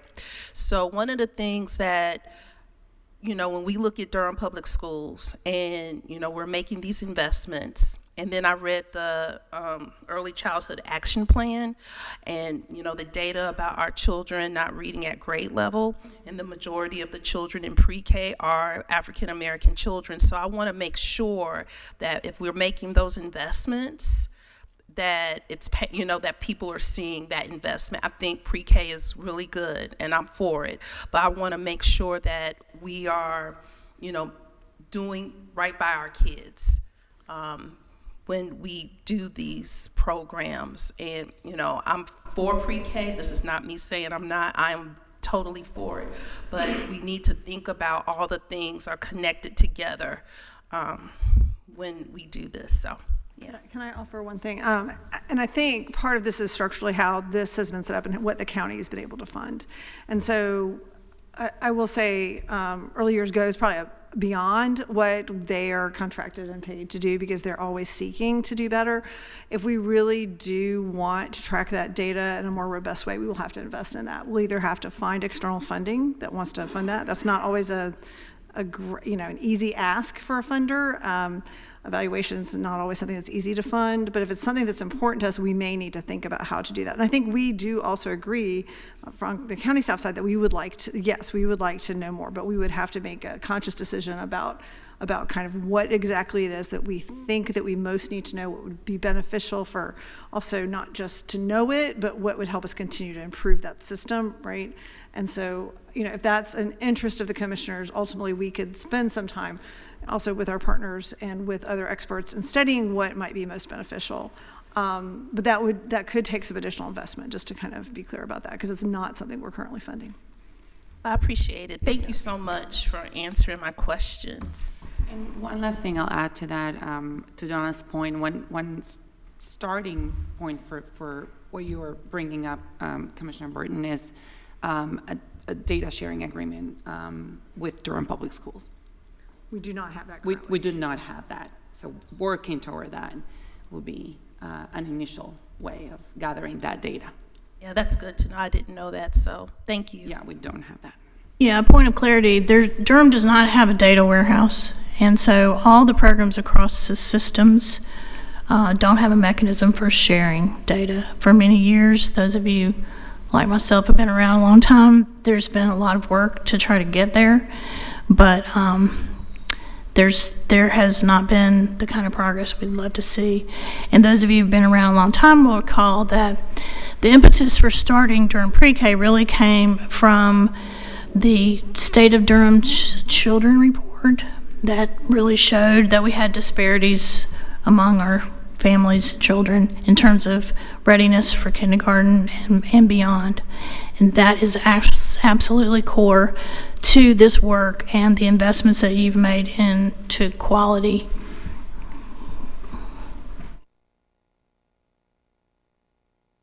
We have 5 minutes left. I'll pass it to Commissioner Jacobs, this item. Thank you again for a comprehensive report and bringing all of our new commissioners up to date. I want to, just to piggyback on that very good question that Commissioner Burton just asked.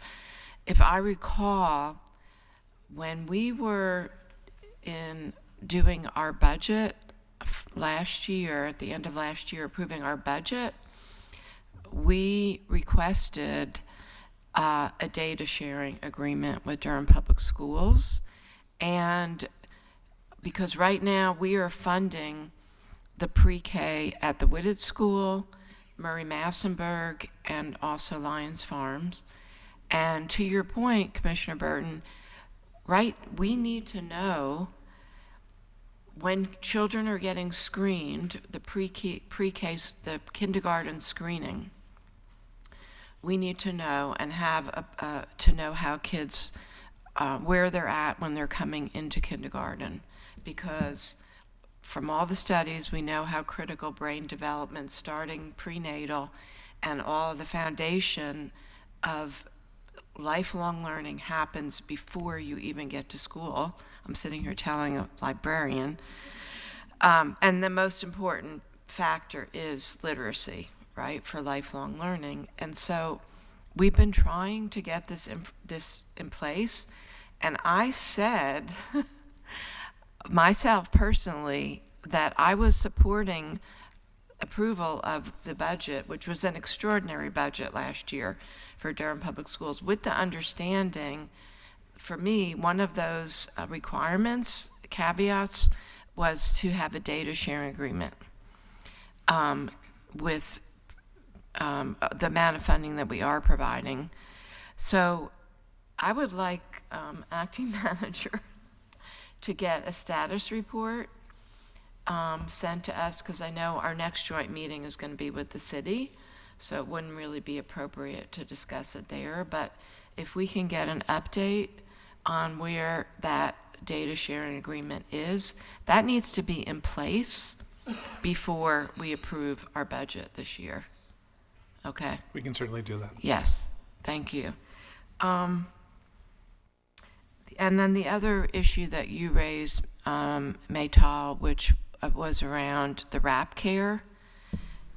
We know that this is a really important need for Durham Public Schools to have before and after school care for parents, and this is a barrier for parents to not use the pre-K programs that are at Durham Public Schools. So I think that this is would be important for our acting manager, for our budget staff, that we really need to think about that and evaluate that with this year's budget, just at least understand what does that look like, and maybe, you know, maybe something incremental that we look at. And also, I've already, with the walk zones, the responsibility zones, I've already been seeing emails from parents who, children who are being impacted by the walk zones, again, that their parents are going to need that before and after care as well, to be able to even do the walk zones as well. So these are really related. And I just want to say, I am just so proud of all the work that we are doing and that Early Years is helping us do.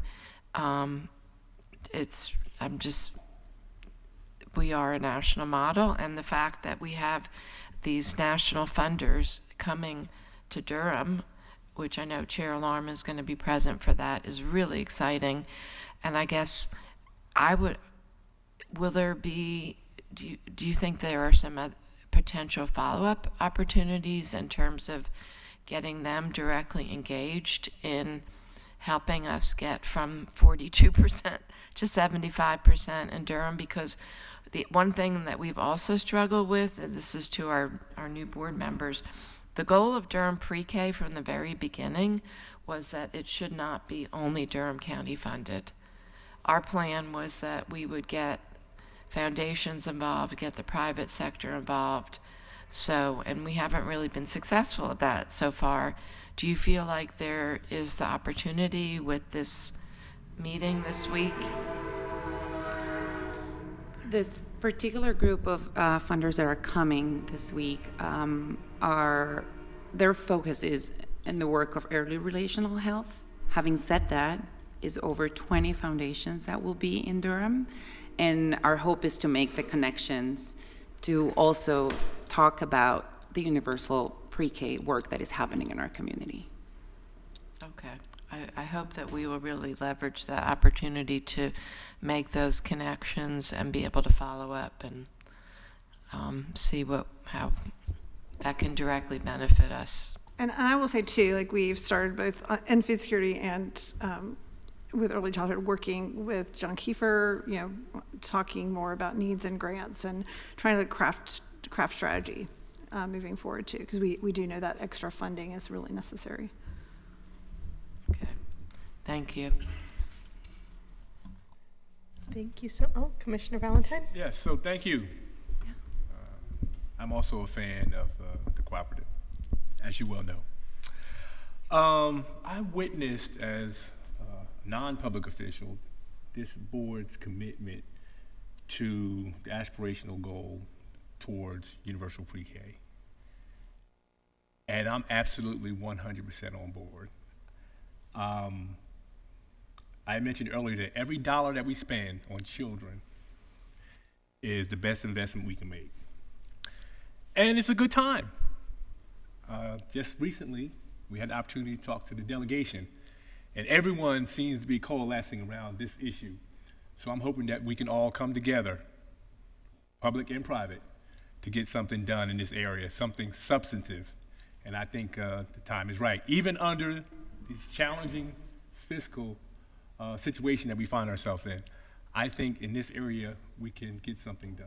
And so I'm looking forward to work with my colleagues, members of the state delegation, our partners, to substantively get something done, to move the ball even further forward.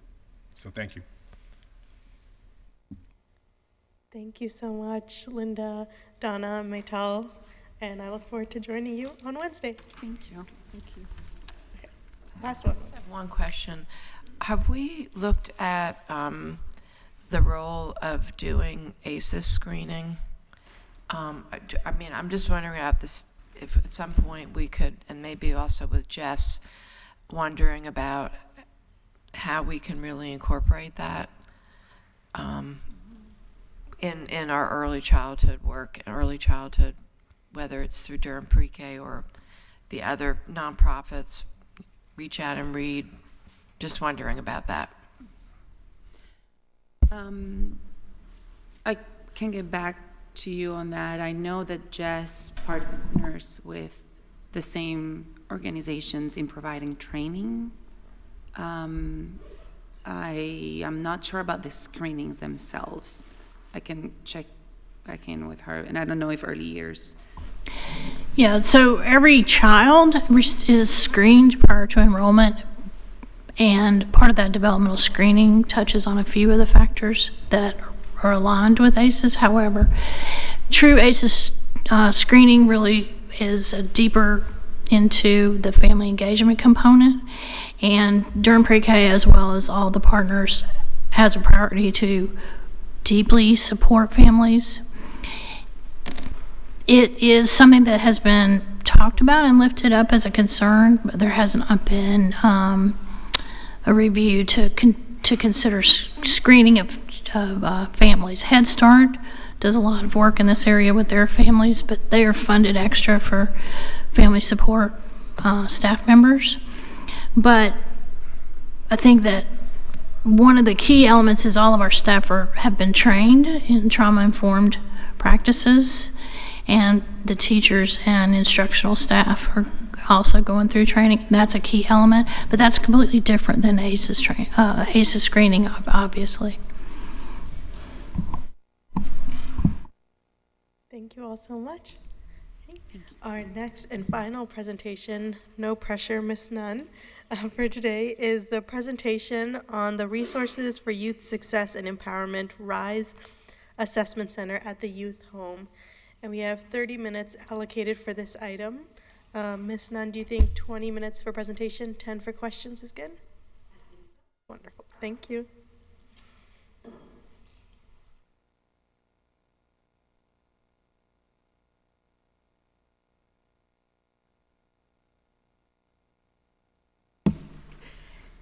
Good afternoon again. I'm Angela Nunn, the Youth Home Director, and I have with me for this presentation on RISE, Jennifer McGran, our Program Manager for that Assessment Center. So I will turn it over to Jennifer, and after we finish the presentation, we'll be happy to answer any questions that you may have. Good afternoon. I'm Jennifer McCrant. I'm the Program Manager for the Resources for Youth Success and Empowerment, or RISE Assessment Center. Thank you all for inviting us. I'm excited to share more about our program. So the background for RISE, we came about in 2015. The Board of County Commissioners at the time met to discuss renovating the current Durham County Youth Home. And at that time they felt that as well as having the youth home component, there should also be a separate assessment center to act as a resource hub for the community. The reason why is because in the past, it seemed as if youth had to encounter the juvenile justice system in order to gain access to necessary services. This created a gap as those with no contact with the justice system were often left without access or knowledge about existing services in the community. The assessment center was formed with active involvement with the community stakeholders, aiming to create a more connected community where youth and families can easily access the rich resources that Durham already has. What we do. We act as a portal of entry to a wide range of services, including mental health, pro-social, recreational, mentor, academic, substance abuse, life skills, and workforce development for ages of 10 to 17. Our plan is to collect data. We strive to provide information to policymakers and the community about what's needed in Durham, who needs the resources, and how Durham can be enhanced for youth and families. All of our services are voluntary and no cost. That way, they're more accessible to those who need them. Our current process, RISE uses a short screener, which is open source, called the Strengths and Difficulties Questionnaire. With the assessment, with the assessment scores, staff will work with the youth and families to create an individualized case plan to aid in the growth and meet the needs of the families. The case plan will help direct the families to programs and organizations within the community based on the needs.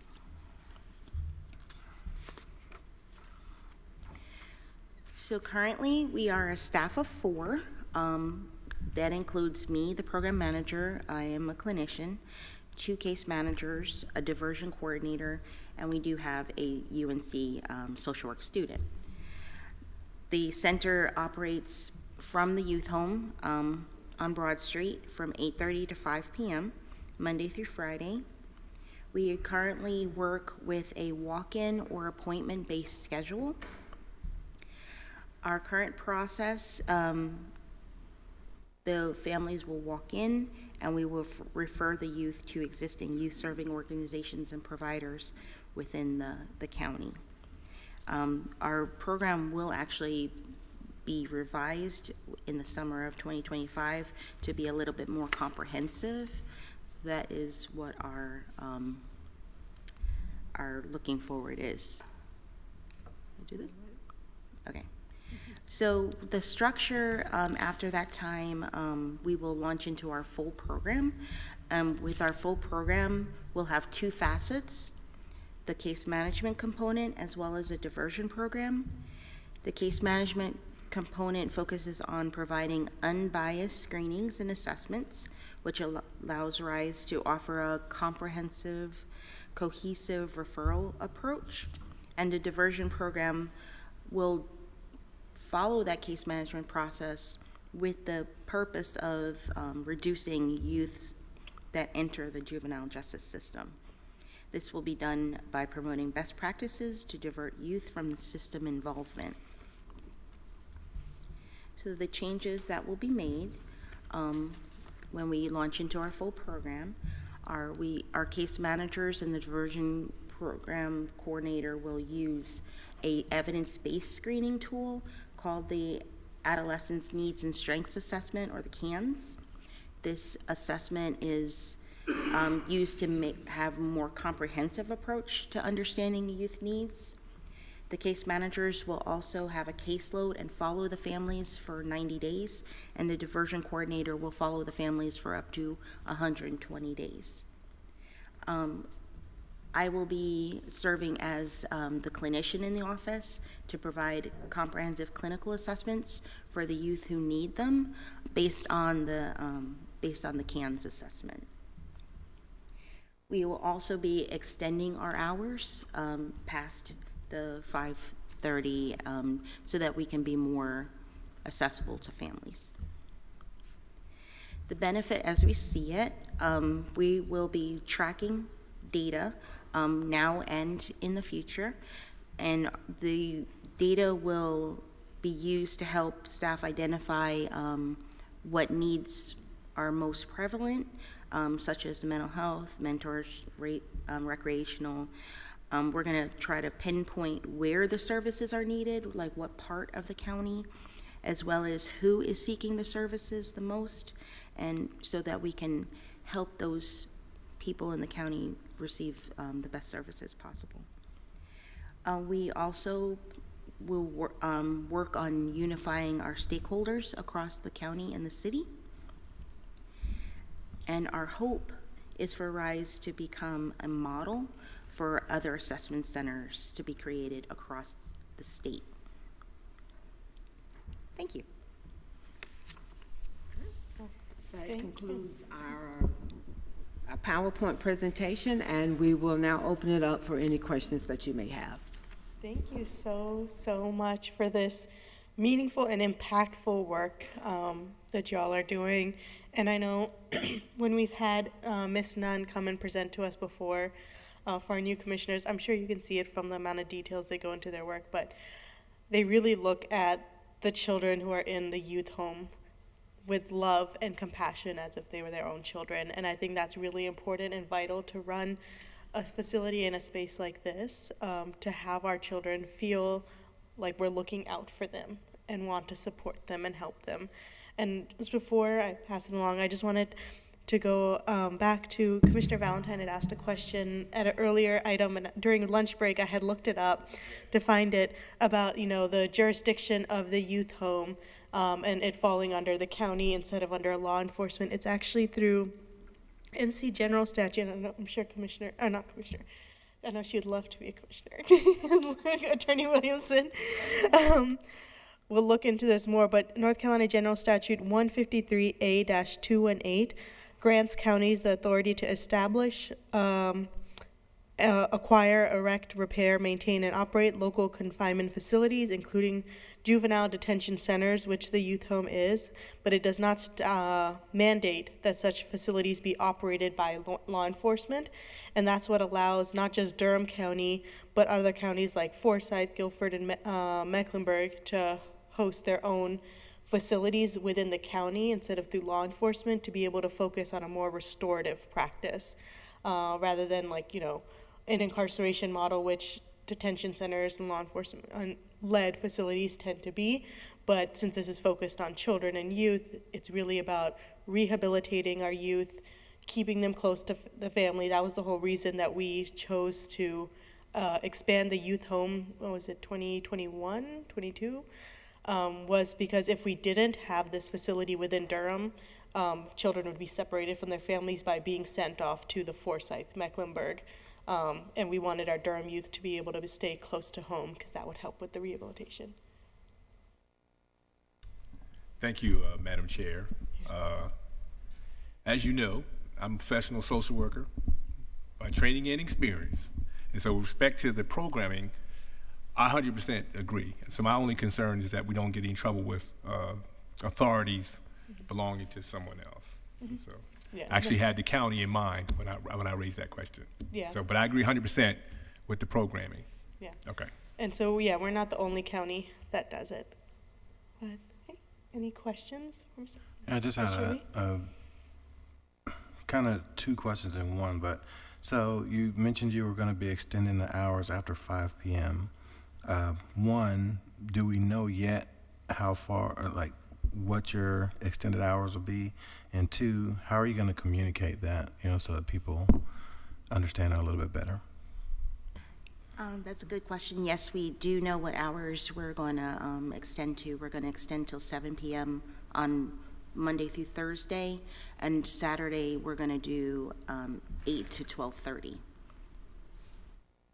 And as far as letting people know, it's actually already on our brochure that our hours will be extended, and we will put a blast out either through, with PIO, as well as the different programs that we already work with, like Network of Care and the youth. Oh, I'm sorry. Oh no. I know the people. The name of the program escapes me right now, but we do have some programs that will blast out that information to the community. Commissioner Burton?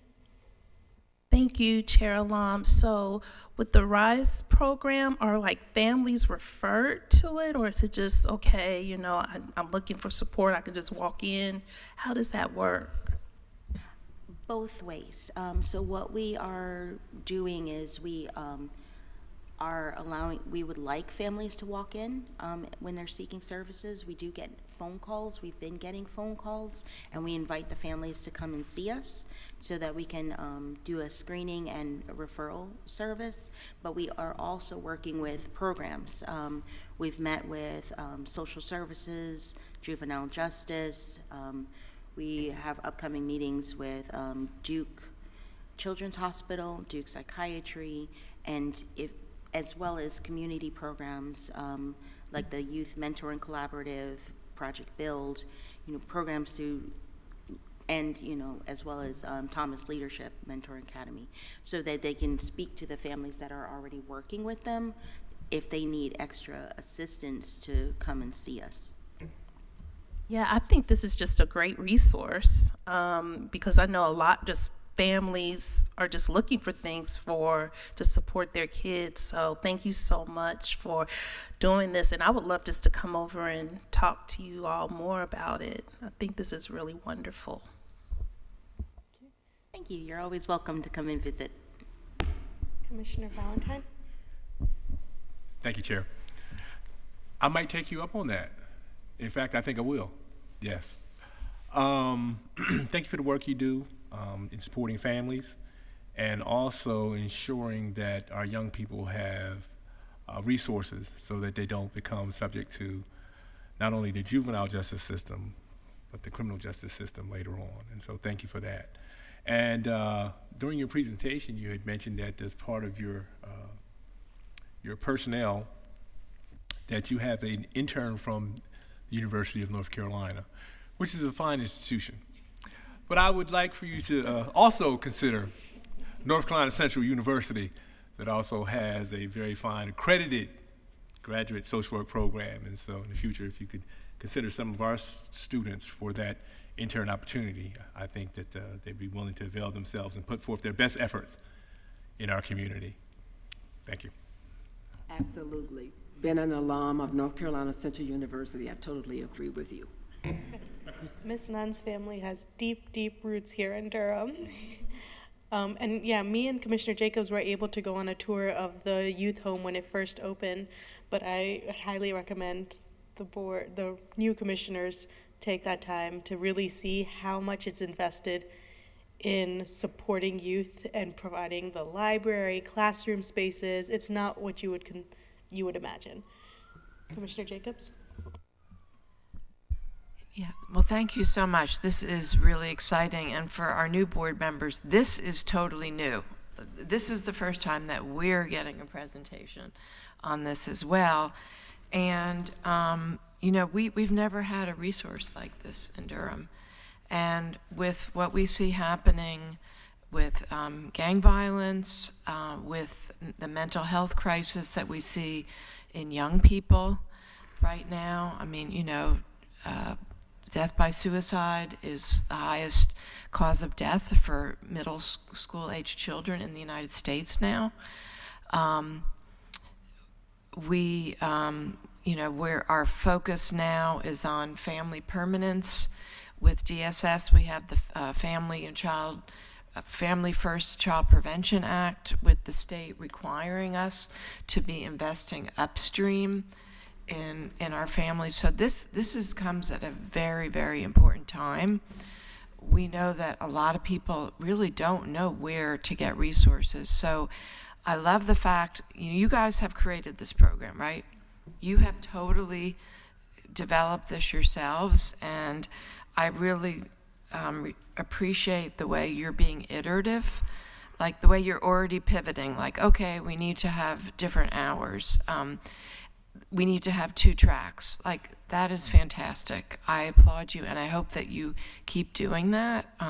The fact that you're going to be looking at the data and tracking, you know, who's coming, what do they need, and I think that is great, because we know that we have a crisis in our community, and there are parents, they really don't know where to get help, they don't know where to turn, and the fact that you can provide that case management, good old case management, right? That's what people need. They need people to really support them and connect them to we have so many resources in our community, and so many people don't know about them, still don't know about them. So I'm glad to hear the way that you are partnering with other entities, and not just so that you can tell people where to go, but also so they know to send people to you. I didn't hear you say Durham Public Schools, so I guess wondering if you are reaching out to like guidance counselors, school social workers, because one of the biggest referrals, honestly, will be teachers, right? Absolutely. We actually have someone from Durham Public Schools on our board, Dr. Melissa Watson, and I'm working with her for introductions for into the schools. So, okay. So Awesome. I didn't name them because I don't have a meeting set up yet, but that's actually top of our list. Great. And what is the phone number for, do people call, or you said drop in call? Because I looked on the website. I think we need to update the county website. At least the page I looked on, it did not have a phone number. The phone number is 919-560-7661. That's the direct line to the assessment center. But yes, within our hours, we just allow people to walk in. Okay. Yeah, just take a look, because whatever, I had looked on social media, so the link on the Instagram, there was a website embedded, and that page does not have the phone number. And commissioners, it may have been when we designed the web page, our telephones had not been set up in the assessment center side. So that could be part of it. Okay, great. But again, this is really important, what you're doing. And I guess I'm going to sound like a broken record, but the CANS assessment, does that also look at things like ACEs, adverse childhood experiences screening? In a way, yes, because ACEs looks at the different aspects of trauma, like that a youth has faced in their life, or anyone. So we do. The CANS does look at the family structure, family background, violence, looks at school adjustment. So in a way, yes. Does it specifically call it ACEs? No. But it looks at a lot of domains within not only the youth, but the family as well. Okay, great. Thank you so much. You're welcome. Thank you so much. Thank We you. appreciate your work, and I look forward to coming and visiting the RISE Center. That concludes our discussion items. Besides, we have the review of County Commissioner directives, which Chief of Staff Trapp has, but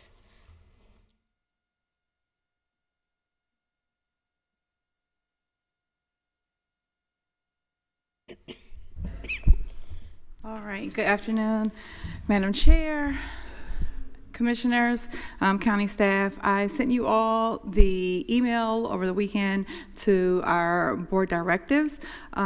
Typically, when you are in your work session meetings and regular session meetings and you give a directive to the staff, the clerk's office will capture that in the meeting minutes, and then we will transfer that to this document so that we can keep up with it and get responses to you. And so at work sessions, we like to carve out a few minutes so that you can let me know if you have any updates to some of these directives or additional directives to include. I had one directive to add, or if it's on there, I couldn't see it.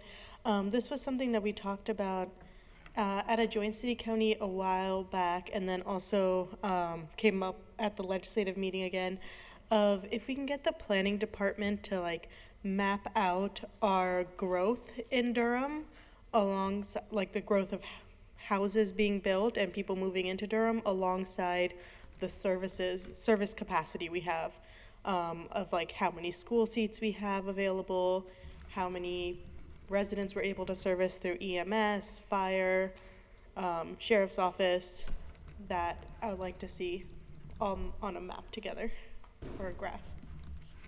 Will do. Thank you. Any other? Okay. Seeing none. Oh, Commissioner Burke. I'm sorry, raise my hand. I don't know if this is a directive, but I know there are people asking us about the property off Pettigrew Street, the old former Boys and Girls Club, and like what we plan on doing with it. So I don't know if that's just a discussion between us or how to go about having that talk. Yeah. We can add that. Yeah. Maybe we can get an update on that at our next work session or something. You have anything on the side? No? Okay. Thank you so much, Chief of Staff Trapp. Okay. Oh, wait, you do have something on? Oh, okay. Okay. Then we'll pass it to Commissioner Jacobs. You have something? Yes, before we adjourn, I just wanted to, and it's relevant to what I wanted to share. So we used to do commissioner comments. It's actually part of our adopted policy that at our work sessions that we would have 15 minutes, 3 minutes per commissioner during work sessions to share any information, reporting back from conferences or anything, any information to share with the board. And we stopped doing it in our years ago, or we kind of got off doing it. And so I just want to raise the issue. I hope we can get that back onto our work session agenda, because I actually have something I want to report back to the board on. So I wanted to raise that because I want to share about the just briefly on the roundtable I was at last week in DC, but also other commissioners may have been at meetings that they wanted to share anything about. So We have agenda prep after this, so we can just talk about adding that back to the agenda for future work sessions. And then you have comments? Yes, just very quickly, I just wanted to share, because I told everyone I was going to be attending the NACO Intergovernmental Roundtable on Local Crisis Behavioral Response. It was really fantastic conversation from governments and organizations, governmental, non-governmental, county governments all over the United States on behavioral crisis response, which of course our board has been talking about, just recently even talking about expanding the HEARTS program, and also we are working on a Familiar Faces initiative here in Durham, and some of the issues that we're facing are related to unhoused residents and the lack of adequate facilities, especially around people with acute mental health. And I'm not going to go into it, but two highlights. One of my big takeaways was that the counties that have really made progress, it's because they've had Medicaid expansion. And those counties have been able to use their state Medicaid dollars statewide to create a comprehensive behavioral health system, which we don't have in North Carolina. And I had the good fortune of sitting next to Judge Steve Leifman, who's a national leader on this issue, and found out that he had been working with Cody Kinsley to create the outline for a behavioral health plan through DHHS. And now the next step is actually to create the plan. So I just want to raise that, because we can try to do things here in Durham, but we need a statewide plan.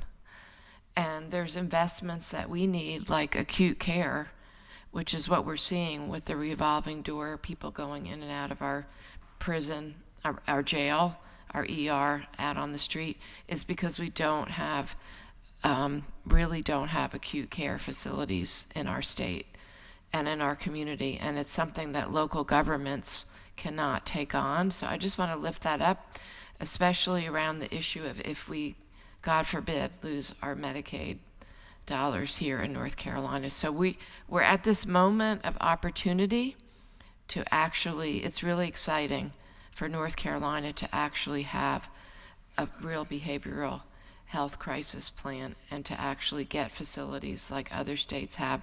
And the second thing was around, the other takeaway I had was the communities that are doing trauma-informed screening and ACEs. That's why I've been like a broken record today, because what I heard about is counties where their public schools are they're offering ACEs screening, and also their pediatricians, part of their pediatric screening, that they are doing this. And for our new board members, if you're not familiar, ACEs, Adverse Childhood Experiences, is I'm familiar. a screening, yeah, you know. It just shows whether somebody really is at risk for trauma and lifelong trauma, and this is really associated with life outcomes, mental health.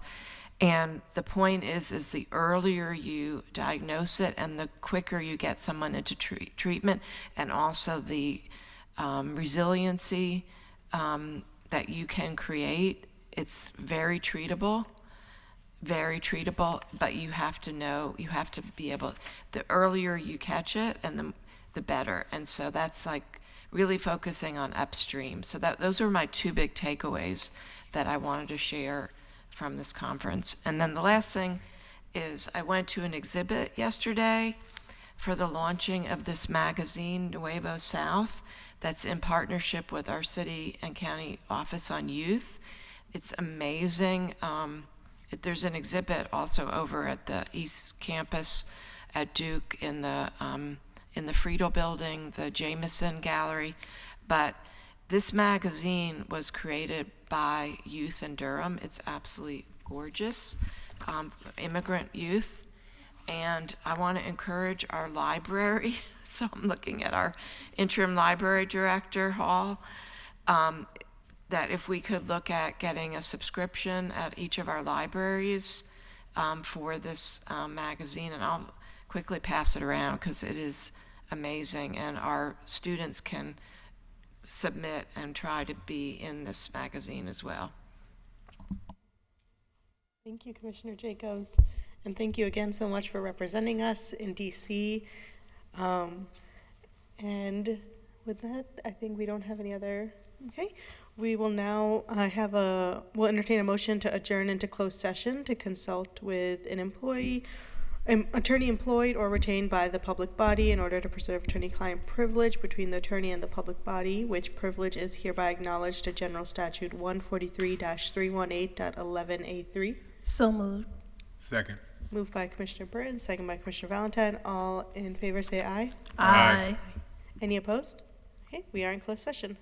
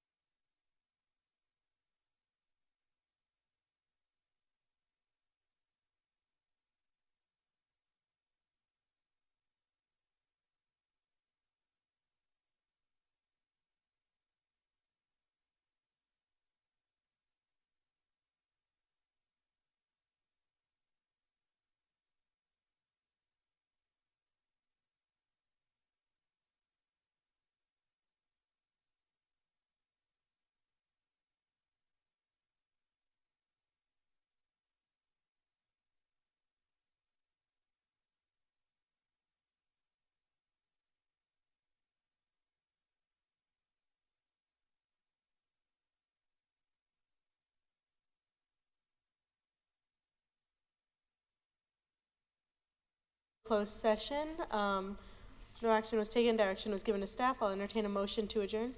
So moved. Second. Moved by Commissioner Burns, second by Commissioner Valentine. All in favor say aye.